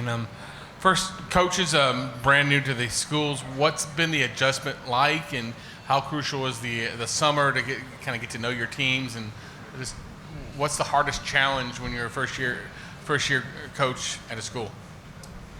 Yeah, there's been a lot for sure. From knowing where your office is to trying to figure out your players' names and where the jerseys are stored. There's just a lot. It seems like I've asked more questions in the last 6 months than I ever have maybe in my life. And so, thankfully, I think Coach Hill would agree with me that we have a great administration, great athletic director and athletic principal that are just continuing to ask us, what do you need? What do you have? What do you need? And they make it happen a lot of times. And so that's been a big transition for us. And sometimes in this first year, basketball kind of gets put aside as you're trying to, really just get your ducks in a row about, all the logistics behind coaching. But I think we're now in a good spot. I think we're at the most exciting point of the year where we get to think a lot about basketball and a lot about ourselves and eventually our opponents. This is what you sign up for to be a coach. This is a very exciting time for sure. Coach Hill, for you, what's the same thing? I'll just piggyback on what Mark said. At Independence, we have a phenomenal administration with great leadership and Dr. Patton, and I'll just echo what he said in that they're always asking, what can we do to help you? How can we facilitate your success? And it's been great to have that support. Last night coming off the floor, one of the administrators, Dr. Weiss, said, well, that's the first of many, we hope. So I added the we hope. He didn't say I hope. But when we got our first win last night, and Mary Beth Moore gave me a hug Mary Beth White last night gave me a hug and said, hey, I'm glad you're here. So, it's just been a great transition for me. I've always thought Independence was a phenomenal place to be. I've always thought it was a destination spot, and that certainly has held true as we've gotten into from fall into the season now. It's just been a very supportive environment. I couldn't ask for a better situation to coach in. Coach Hill, obviously Independence has struggled. The girls program has struggled. From a coaching standpoint, what was it about this job that said, hey, I want to tackle this challenge, and I think I can turn this around? What did you see in the administration, program, et cetera, that wanted you to tackle this job? Well, I've always felt like Independence was a sleeping giant. I've always felt like, from a girls' basketball perspective, that it could get done there. And having an idea of who we had coming back and who was in the program and some circumstances that surrounded it, I really felt like that we could come in and create some stability. I think this word is often overused, but just implementing the process. We're going to be good students. We're going to do a good job in the weight room. We're going to do a good job in the hallway. We're going to do a good job on the practice floor. I just think those things are so key, and we've tried to implement those things. And I have a great staff. Former Centennial player Samantha Salas and former Dixon County star Peyton Grove are my assistants, and they just do a phenomenal job. And together we really feel like we can get it done. And we have every belief that we're doing the right things to get us going in the right track. And I say this all the time. It's not going. It wasn't built in a day. It's going to take some time, but we do feel that we are putting the blocks in place to win and win at a high level for a long time. He's getting ready to take this from me, so I better hurry up and ask. Mark, I'd ask you, 4 classes this year. What's your thoughts on the added class? What does that mean for you guys? Some smaller districts. What's your thoughts on 4 classes of high school basketball here in Tennessee? Yeah, so I'm actually from Missouri originally. We had 5 classes, and I think it kind of depends on where you're from. I know some Kentuckians would want the 1 class, and for me, I love it. I just think the more teams knocking on that door, getting to the state tournament, it's just such a fun and electric atmosphere across the state. And I think there's always a fear that it gets watered down.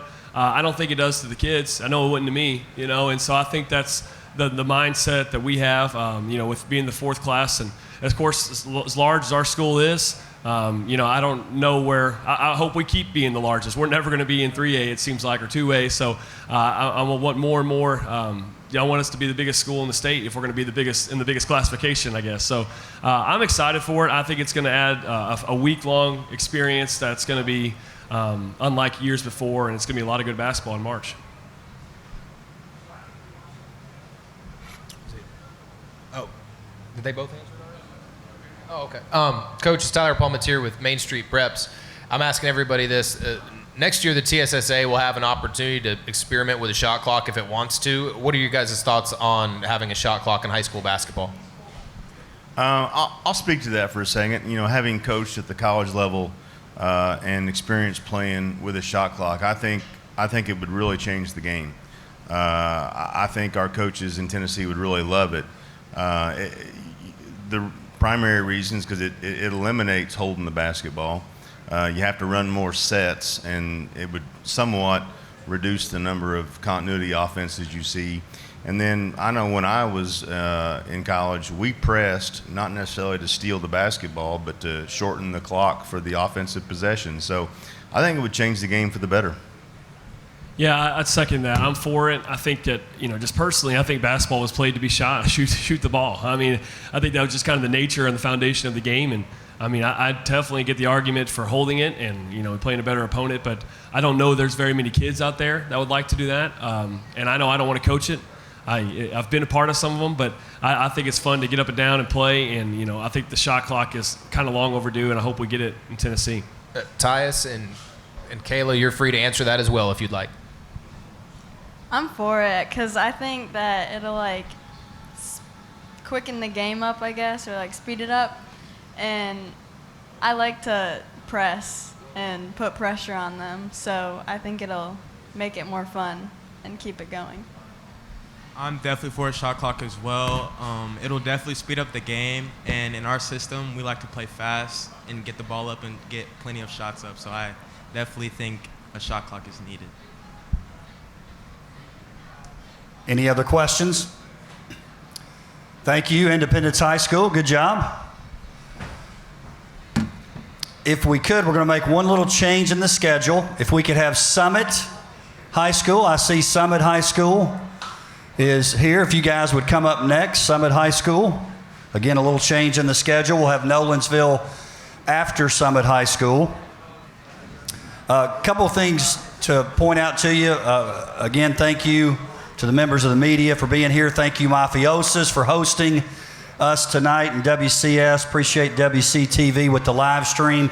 And I think this is one thing that a lot of people would agree with as you're here.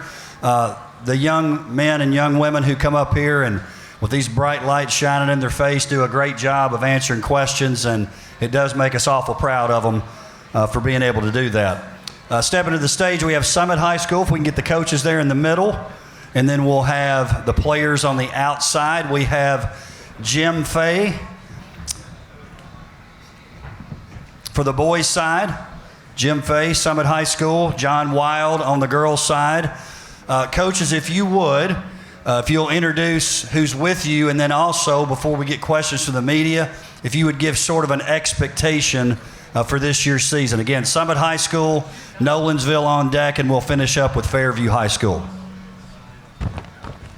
Hey, I'm Coach Wild from Summit, girls coach. I'd like to thank Coach Joins for putting this on. It's a great thing. It's unparalleled. There's not a whole lot of people that across the state that do things like this for the athletes, and Coach Joins, we appreciate it very much. I have Claudette Runk with us tonight. She's a senior. She'll be a 3-year starter for us. Claudette also plays softball, played on a state softball team, and was also in the individual golf state tournament. So she's played in 2 state tournaments while in high school, softball and golf, and you know, we're going to try to make a run this year where we can maybe get 3 possibly. She's a great kid. She's everything we stand for in our program. She's very accountable. She's a great teammate, and she really knows and understands what role identity is as far as what she's expected to do, and you know, that's why she's here tonight, because she just exemplifies everything that we stand for in our program as far as all the intangible things. So, you know, as far as the season's concerned, we switched districts just like everybody in the state did, and it's a new, you know, thing for us as far as getting to know some of these teams. Some of these teams we know a lot about, some of the teams we don't know a lot about because we hadn't seen them. So it'll definitely be interesting. We got a lot of experience, I think. We've got kids that have played in a lot of basketball games. I think we shoot the ball a little bit better than we have in the past, and that's kind of been a detriment in the past. That I think it has always been our Achilles heel. We hadn't been able to put the ball in the basket. So I think we've got some kids that can shoot it a little bit.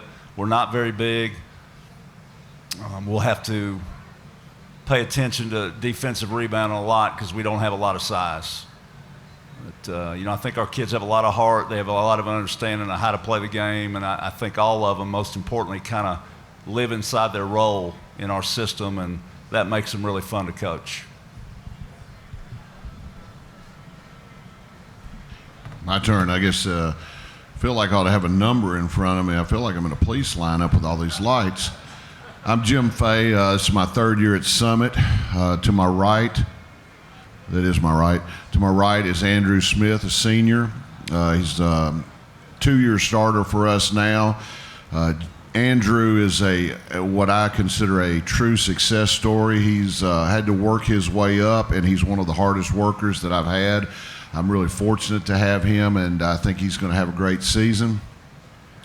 I do want to thank Coach Joins for getting this going. I want to thank Mafiosos for the pizza and all that, because this is great, and I didn't have to go home and fend for myself, and I'm always about that.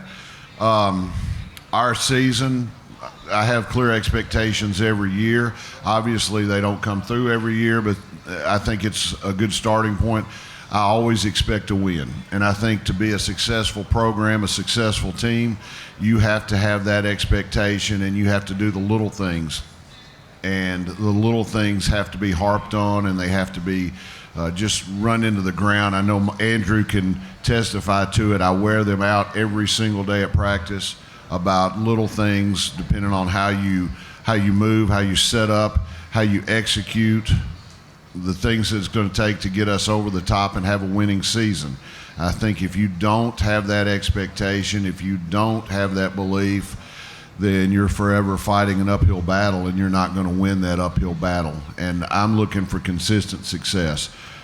We return, well, I have no idea how many we return. I know that this year, my third year, I have the best group that I've had as a whole to start the season while the football playoffs are still going on.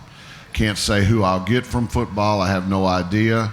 I do not talk to football players about basketball during football season. I think that's disrespectful, and I think it's important to always support your other sports and support those kids whether they play for you or not. And that's a great thing that I found about Summit. We've got a family atmosphere, and that's what I like. Basketball-wise, we're not going to be towering over anyone, but I think every single night there's not a team on our schedule that we can't beat. That being said, there's not a single team on our schedule that can't beat us. So we have to bring it every night and see what's going to go from there. Brad DeShiel with Dash to Sports Network, Independence High School Media. Just wanted to talk to the senior leaders. Andrew, Claudette, you guys are chosen to come here by your coaches, so you're to be commended for that, obviously. They think you're probably some of their best players or best leaders. What is the responsibility that you feel as a senior in taking that leadership role this year through and carrying it to the team? I mean, I think I have a big responsibility this year because I'm one of the only seniors that are returning this year, and we have a lot of young guys that have to step up this year, but I just have to lead them. I got to be the best leader I can be, so that's what I'm trying to do. Claudette? I feel very honored to be here tonight. Like Coach Wild said, I've been here all 4 years. I've started for the past 3 years. There's 4 seniors girls on the team, but I feel very honored because I'm able to show the girls that, like, I was a sophomore when I started, and you can start too. Like, just push yourself and work hard. Coach Fay, talk to you a little bit about how hard is that when you've got a team out there, you're working with this team, knowing that there are some athletes, some really good athletes that play football that could come in and just impact your team immediately. And I'm talking with the athleticism of the 2 Wade twins. I'm talking particular, but there's more. When you bring that into it propels you to almost to a different, let's face it, they're good guys. They're great athletes. How do you deal with that as a coach? You're sitting there with the question mark. Well, they might not. You just go on and do business as usual. And how does that work? Just give me your thoughts on that. I'll refrain from some of my more colorful comments.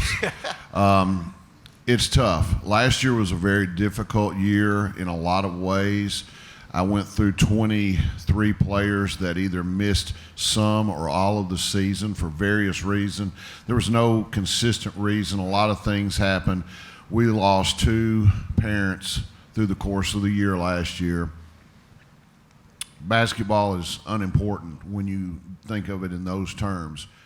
The hard part about sharing athletes, you never want to have your athletes come in and feel unsuccessful from the prior sport. You want them to win, you want them to win big and go as far as they can, and you want them to bring in a winning attitude. That being said, the tough part is that last year I had groups come in waves. I had some people out, I had some people hurt, then I had a couple come here and a couple come here. It just seemed like last year we were forever rebuilding, or starting over, not rebuilding, but we were forever starting over because, okay, I've got to reteach this, and here I've got one group that's been there from the whole time, and then I've got these guys that come in and these guys that come in, and every time somebody new pops up, it makes it tough because you have to start practice over again. I don't feel like it'll be as much of a problem this year, but that being said, whoever comes in from football, we're going to welcome them, and we just have to make the best out of it. But just because somebody's a great athlete or potentially a great player, I can't scrap what I've done with the guys that have been there from the get-go. It's disrespectful to just take a guy and say, hey, I'm going to use you until so-and-so gets here. That's very disrespectful.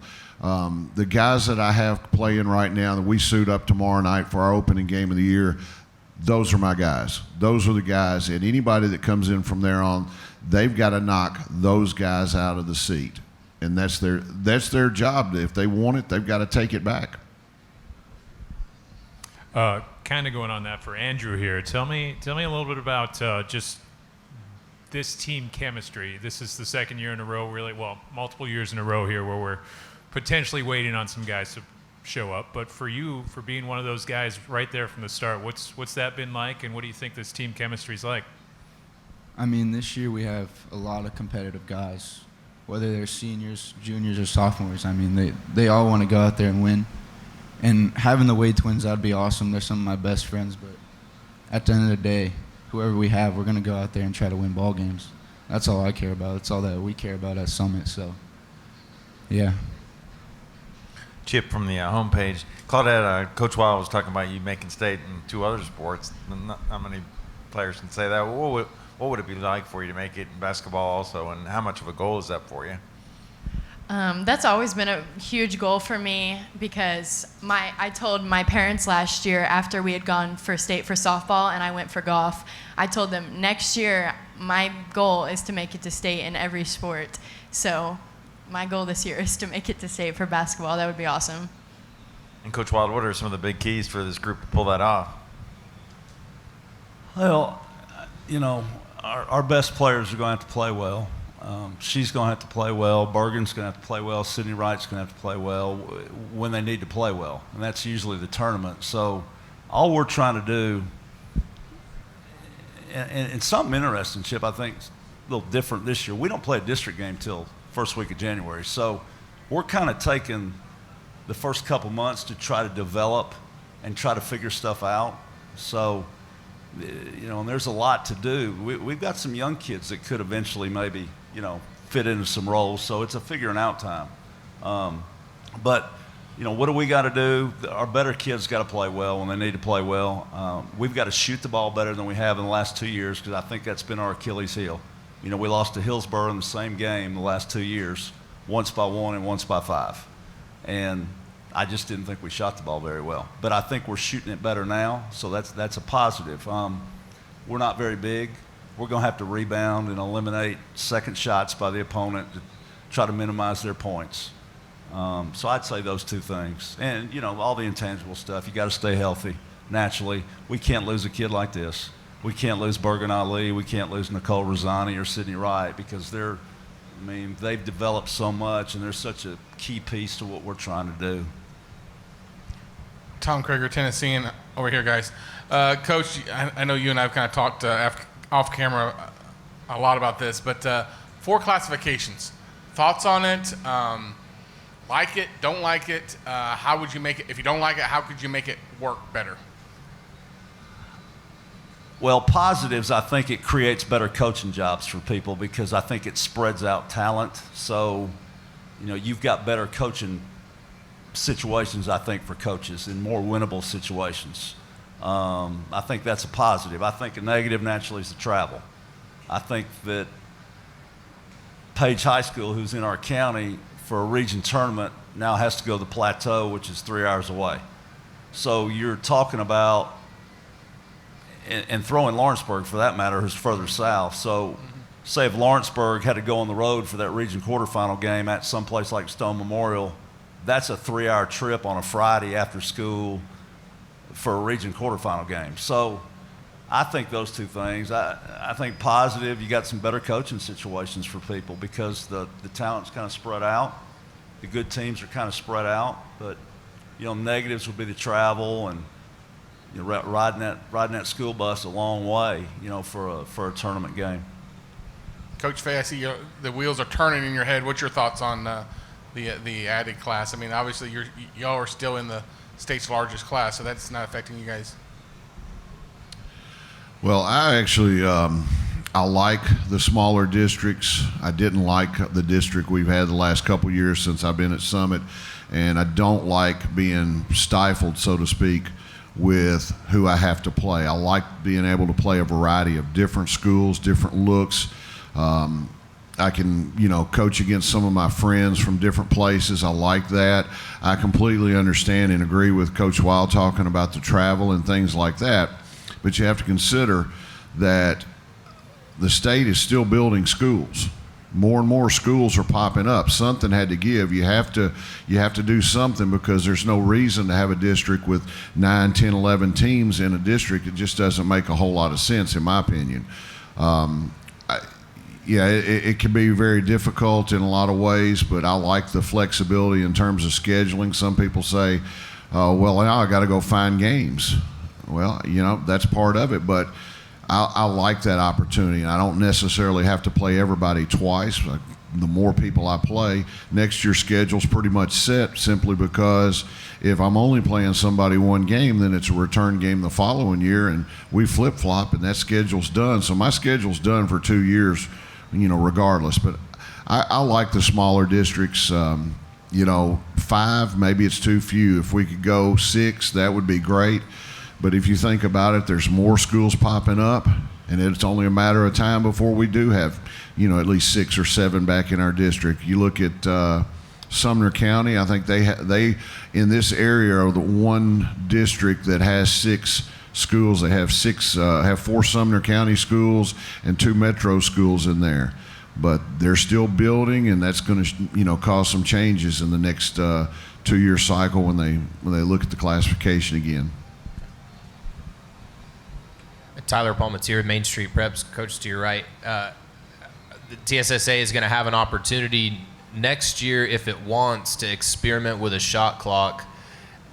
What are both your thoughts on a shot clock in high school? Are you for it or against it? I'd like to see it.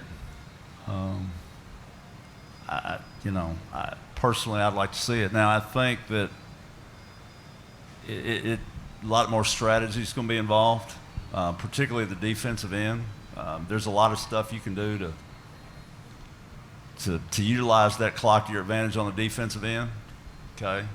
And offensively, I think that when you get low in the clock, you better have some playmakers that can get to the rim and do something with the ball. So, that's skill development, developing kids to get them to where they can do that. But I think it's something that everybody's going to, and I'm not one that you've got to go to it because everybody's doing it, but I would just like to see it. I think there's more coaching involved with that, and that's why we're all in it, is to coach and get better, and I'd like to see it. And I guess selfishly, you're going to have kids leave your program that are going to play at the next level, so it gets them ready for it, right? Now I see, I guess a detriment would be some of your small schools, just the financing of that thing and the operation of it from night to night. And some of your smaller rural pockets throughout the state, it may be tough, to come up with funds 4 o'clock and, to pay those people every night to run it. So that would be a downfall. But me personally, I'd like to go to it.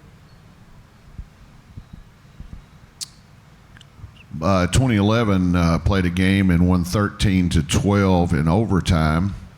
My mother thought they were posting the first quarter scores from Florida, so she said, when did they start posting the first quarter scores online at the Tennessee? And I said, that was the full game. Then 3 nights later, we scored 86 points. I think you have to adapt, and I'm fine with a shot clock. My biggest concern for the shot clock is having the qualified people, and I think Summit will be fine. I think most schools in this county will be fine. I think there's a lot of schools that will be fine. I think there's still some schools that are going to struggle because they struggle to get a clock operator each night. And that would be my concern there. But I remember when the shot clock came into the NAIA and everybody saw Coach Meyer at Lipscomb holding the ball and slowing everything down, and they said, boy, that's going to hurt Lipscomb. And the coach I worked for said, nope, that guy can really coach over there. He's going to adapt and make things happen. And you look at what he did. He produced college basketball's 2 all-time leading scorers because he found a way to make it work. And I think that's what we as coaches have to do. You find a way to make it work, and you go with it, and that's kind of where it is. You just got to find ways to make things work and play by the rules that you're presented with. And I think we'll do fine. Like I said, my only concern would be having qualified clock operators. And I think it makes some exciting ball games. It'll cut down on holding the ball, and there won't be any more 13 to 12 scores out there unless you're really, really bad teams. And I think it'll be good for the game. And as Coach Wild said, we're trying to prepare these kids to play at the next level. And if that's the case, then they probably do need to be playing with a shot clock.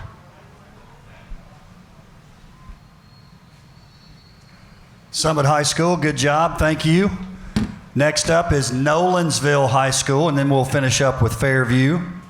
As Nolensville comes to the stage, a couple things I do want to mention. One is, and Coach Wild mentioned this earlier with Claudette, Jake Brock was a great example of this at Brentwood High School. Just a number of young people who excel at multi-sports in Williamson County. Certainly, I think that happens in a lot of places, but the coaches here, the administrators here certainly are pro let young people play multiple sports. As Coach Ladd comes to the table, he certainly had a few of those. I think about volleyball and basketball as well. Now, Nolensville is a team who's moving up in class. If you've kept up with sports so far this year, that's worked out okay for Nolensville.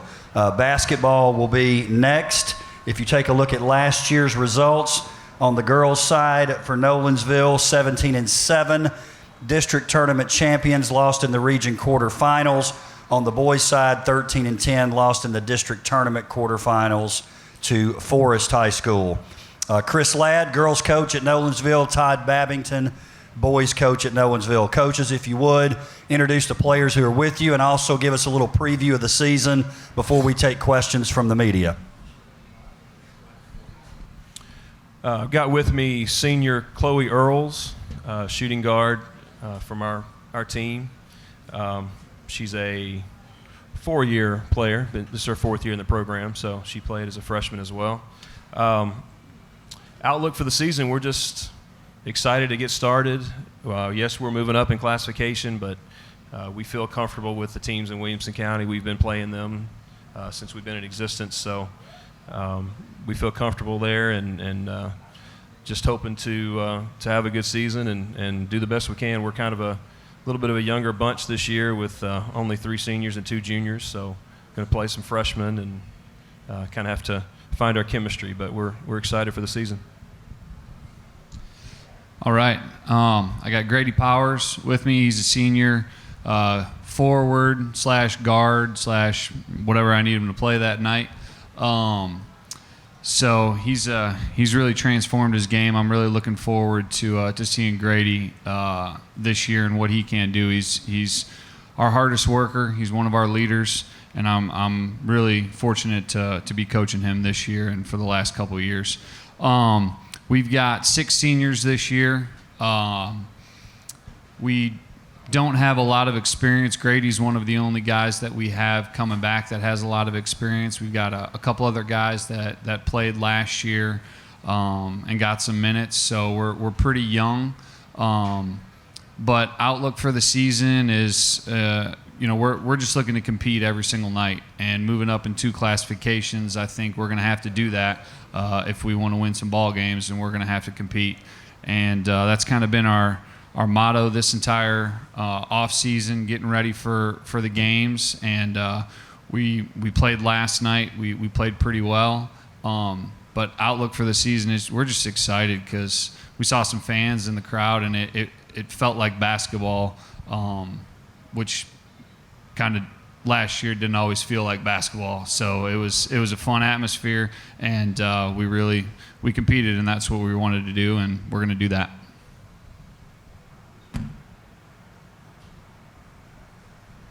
Chip from the homepage. Coach Babington and Grady, what's your biggest takeaway from the season opener? What did you like, and what do you feel like you really need to work on? Biggest takeaway from the first game was we're young. We're very young. We've got some guys that are injured right now too, and we've got some football players that are kind of getting acclimated too. So we played a young bunch last night, but they were very coachable, and we changed things up on the fly in the middle of the game, and they adapted to it, and that's all I can ask for. And so I was really proud of our guys last night. It was a long road trip, and they played very hard, and that's what I expect out of them, and that's what they did. Like Coach Babington said, we're a good, hardworking group of guys, and last night's game showed that as we came out with a W. So I'm excited to see what we have this season. For Coach Ladd, Chloe here, Charles with the Williamson Herald. First off, I got to say, we got to give a shout out to Coach Ladd for being a multi-sport coach as well. I mean, come on. Anyway, right. Thinking on the look, the makeup of this team, tell me a little bit about just the thoughts going in as you try to develop that identity and some of the things that you're expecting from this group. Yeah, you did mention I went to the state tournament this year, so thanks to Luke Beatles, great golfer. So we're, we have some challenges this year. Obviously, we've graduated, 5 girls that are playing at the next level in the past 2 years. So it's not really rebuild because Chloe and her class and the junior class, they've been around, and so we're not really rebuilding, but we need some rejuvenation maybe from some freshmen and sophomores, and kind of help get the chemistry going this year. I really like our girls, and we have to put it all together. I have to figure out how to play together and what we're going to do best, find the right combination, the right rotation, and that's kind of what we're doing now, and I'll kind of let Chloe add to that. Kind of like what Coach Ladd said, we've lost some people the past couple years, and it's just learning to work together with a younger group and trying to get that chemistry back together. But I think that we're like a good group, and we can work together, and just as long as we're trying our best all the time, then we can make it work. And Chloe's multi-sport too. She's a cross-country runner, so we have several of those. That's one of our challenges. I know Coach has football players he deals with, but we've got 3 soccer players, a cross-country player, so we're really just getting together here the last 2 weeks as a full team. Coach is Tom Krager over here with the Tennessean. The added classification, like you said, you guys move up 2 classes. What's your thoughts on adding a 4th class this year?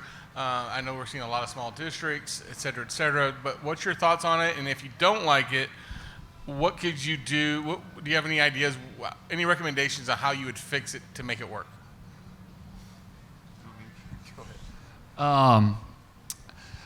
I'll answer the first part there by saying I do enjoy having the smaller districts. Coming from the district that I used to coach in, we had 9. So that means our first district game would have been the Tuesday before Thanksgiving is when we always scheduled our first district game. So that means we had about 2.5 weeks of practice before a game that counted towards the end of the season. Towards the district schedule. That was extremely tough. And I was coaching girls in that district, but I know the boys coaches, that means if you make it to the quarterfinal, semifinal, you're playing a game that matters for seeding, and you don't have any of your guys. So I know that was always difficult. That was kind of the rumblings from the boys coaches, that they always struggled with that. And so I'll kind of echo that. We don't have a district game that comes until after the new year. You get to figure out your team by then. You get to figure out what you are. So I'm for it. I think 4 or 5, it might be a little bit too small. But, if you got 5 or 6, you can still play those games after Christmas. You can start some of those games for the district schedule. So, I like it. I think it gives you some time to coach your kids and get them ready for that push towards the end of the season, because that's really what it's all about. Coach Ladd? Yeah, I like it. I'm like Coach. I would like to see maybe one more team. Maybe if we had 6-team district. We're coming from a 6-team district. That just seemed to be kind of a good number. 6 or 8 kind of works well. 5's a little weird, but it does. I'm not so sure we don't need to adjust with maybe how we put emphasis on the season. Maybe a bye to the first place team all the way to the region. I don't know, something like that. So it may kind of make us adjust as how the districts vote to handle the tournament and that kind of thing. But I'm fine with the change and the move up, and I think it's going to hopefully provide the reason to get more state champions and give more teams and coaches opportunities to get there. Our coach is Tyler Palmatier with Main Street Preps. Next season, the TSSA can experiment with a shot clock if it wants to by rule. What are your thoughts on a shot clock in high school basketball? Are you for it or against it? Yeah, I would. It would change a lot of things. I can tell you that. I would be for it. Yeah, I would be for it. I think that would kind of keep things fresh after I've been coaching now for a couple of years. I don't have as many years on my belt like Coach Ladd over here, but I think it would, change things up. It would make you kind of adapt, and it would go back to some of the things that I did in college and played in college, and that would, it would make the game. I think it would really make the game more competitive. I really think it would. And I know I listened to Coach Fay and Coach Wild talk about, some of their concerns. I mean, that would be some of my concerns too. It would be very difficult, I think, to pull off. But I think in the county that we're in, I definitely think we have the resources, and it would be something that we could implement.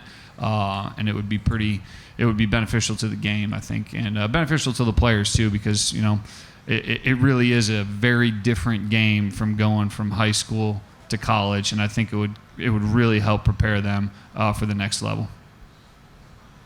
Yeah, I'm for it. I think it's time.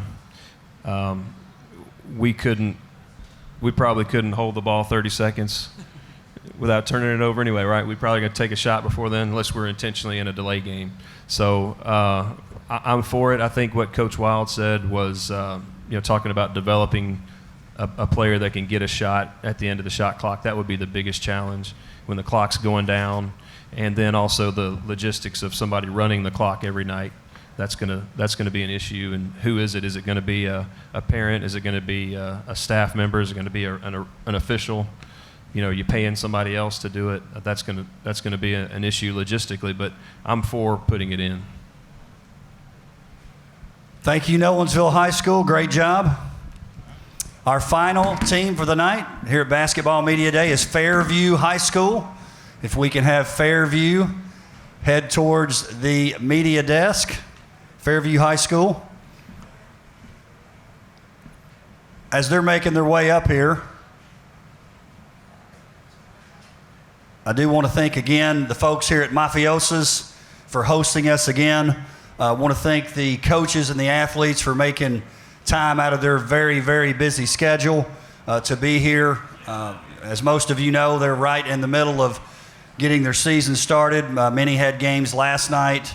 Several have games tomorrow night as well, so we certainly appreciate them being here. And you can certainly tell by the conversations that are being had, the questions that are being answered. Great coaches in this district for sure, and obviously the young men and young women doing a great job as well. So as Fairview makes their way up here, I want to give some stats here. We've got Coach McGowan for the Fairview girls basketball team. Just had a wonderful season last year, 20-9. They lost in the region semifinals to Creekwood High School.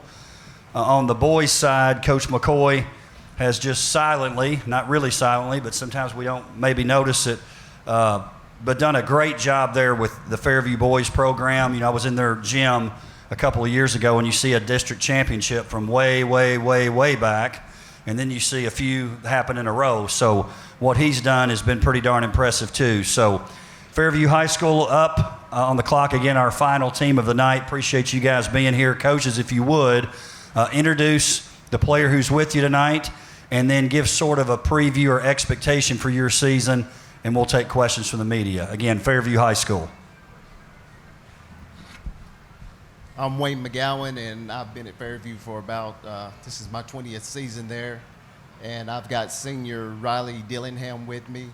Our expectations is pretty much the same as we always have, is to go try to make it to the state tournament.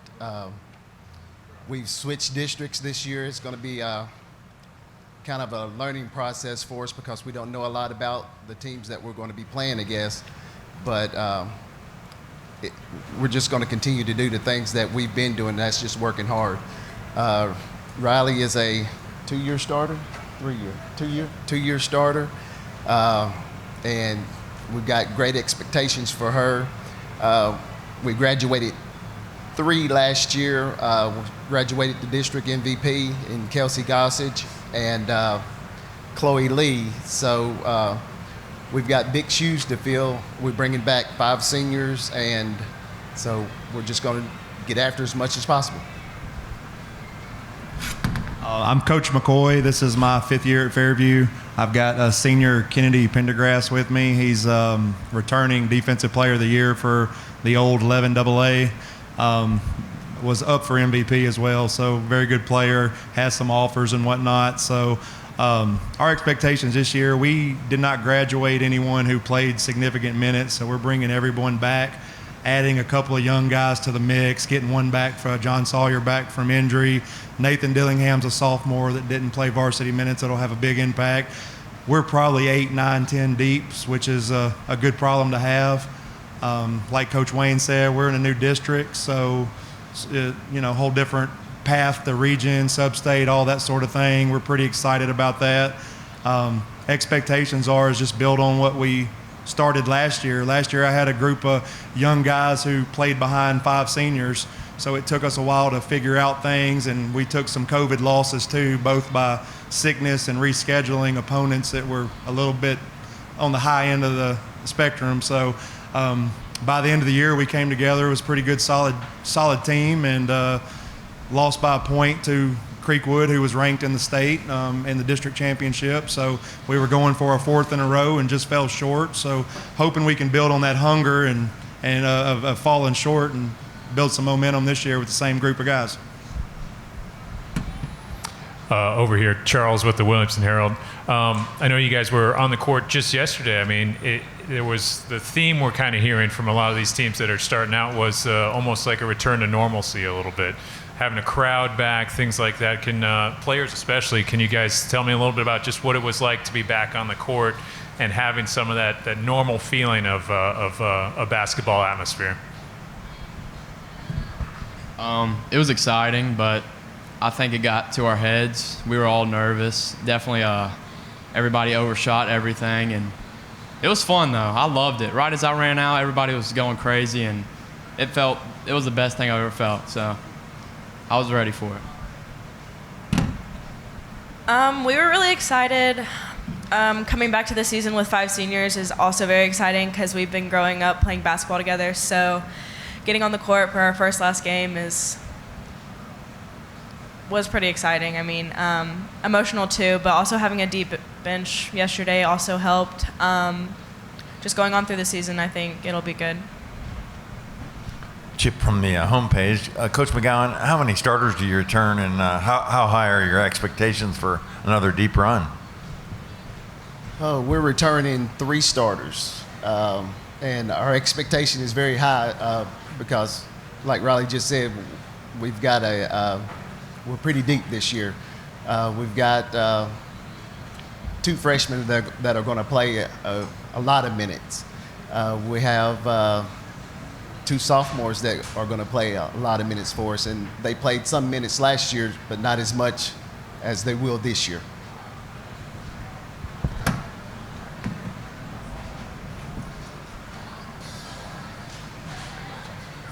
Thanks, Chipper. Hey, coaches, Tom Krager with the Tennessean. I've been asking coaches about the added classification, now 4 classes in Division I. I just want to get your take on the added class. Are you for it, against it? I'm not familiar with y'all's district. How many teams are in it? I'll let you guys take it from there. I'm for it. I'm pretty excited about it. It changed our path quite a bit. my first year, we had a good group of guys and had a little bit of magic is kind of what it takes to have a good season. We ended up playing at Stratford in a game that kids still talk about today as their best memory of high school. So this new district and adding the fourth classification and the region changes, all that, it changed our path. We don't go through Metro right now for the boys side. That's obviously a big deal when you can avoid an East Nashville and some of that to get to get to Murfreesboro if that's your goal. But I like it. I think it makes things a little more competitive. It does. It's a little weird having a district going from a district of 8 teams to 5.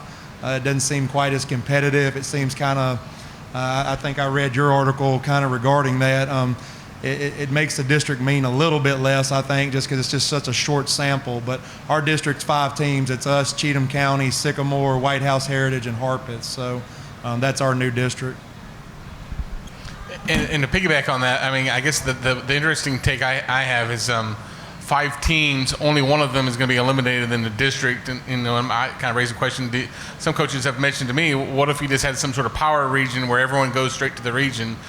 Do you like the district tournament format with just one team going to be eliminated going into region? I mean, I guess I could take it or leave it. Like I said, it does kind of water down the district because, like you said, only one team's getting eliminated, so it makes that a little less. But I like to play basketball, so if we get to play games and you can get hardware and keep moving forward, I don't really necessarily see it as a negative, I guess. So that's just kind of my take.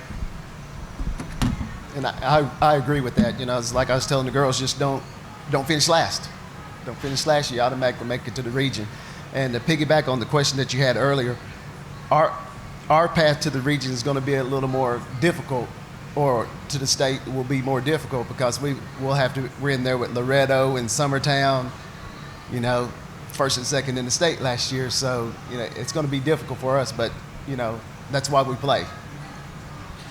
Coaches to your right, Tyler Palmatier with Main Street Preps. I've asked every coach tonight. I'm honestly I sound like a broken record. I'm kind of glad this is the last time I can ask this.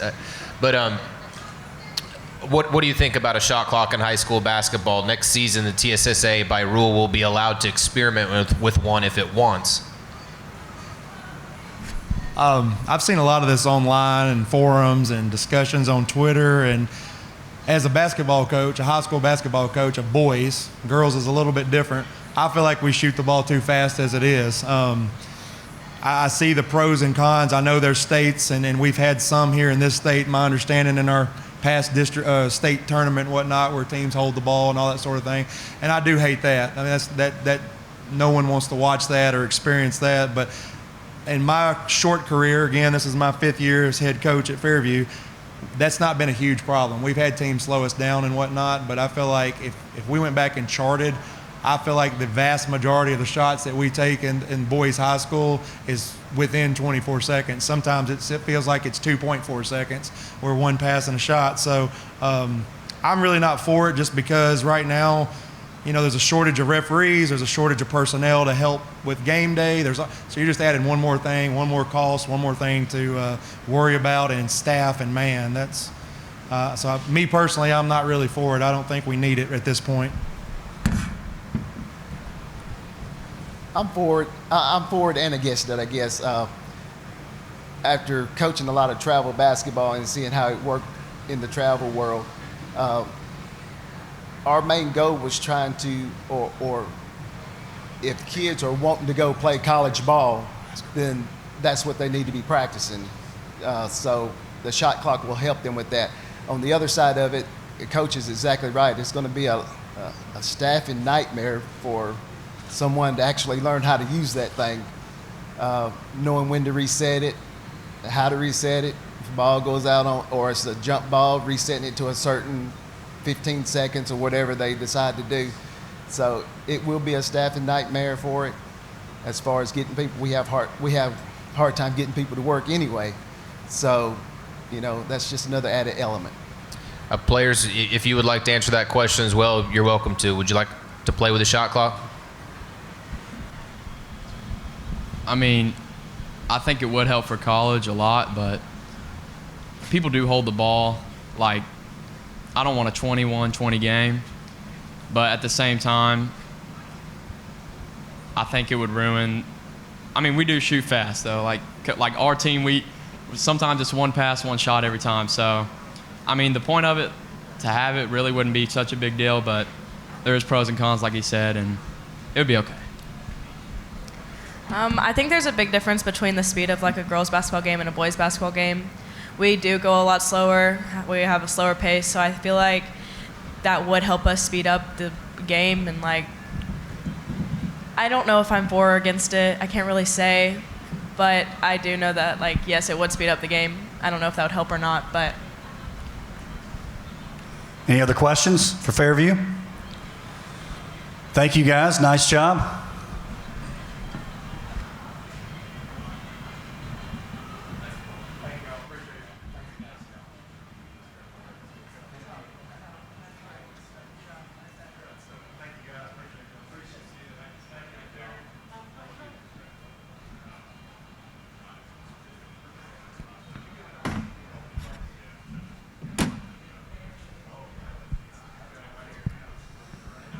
Well, that's a wrap on Basketball Media Day for the 21-22 season. I want to thank several people here before we sign off, starting with Tate Matthews. Appreciate Tate for being here, as he always is, for Media Day and game days, and obviously our show every week for Sports Connection. This is a pretty special edition of Sports Connection. I want to thank Lance and WCTV for making this live stream possible. Thanking the folks there at Mafiosis for doing a great job as well. And really, as much as anything, I want to thank the members of the media who are here. You can't have a media day without members of the media. In WCS, we certainly appreciate the coverage that we get, not only during basketball season, but really it's any season. Regardless of the sport, we get great coverage inside the district or inside the county, as well as some of those publications that are outside. So appreciate you guys as well. And once again, want to thank the players and thank the coaches for being here. They practiced today. They played games last night. They play games tomorrow and Friday. So that's pretty special too. So again, signing off here, Basketball Media Day. We'll see you next time on Sports Connection. Look forward to it. Thank you.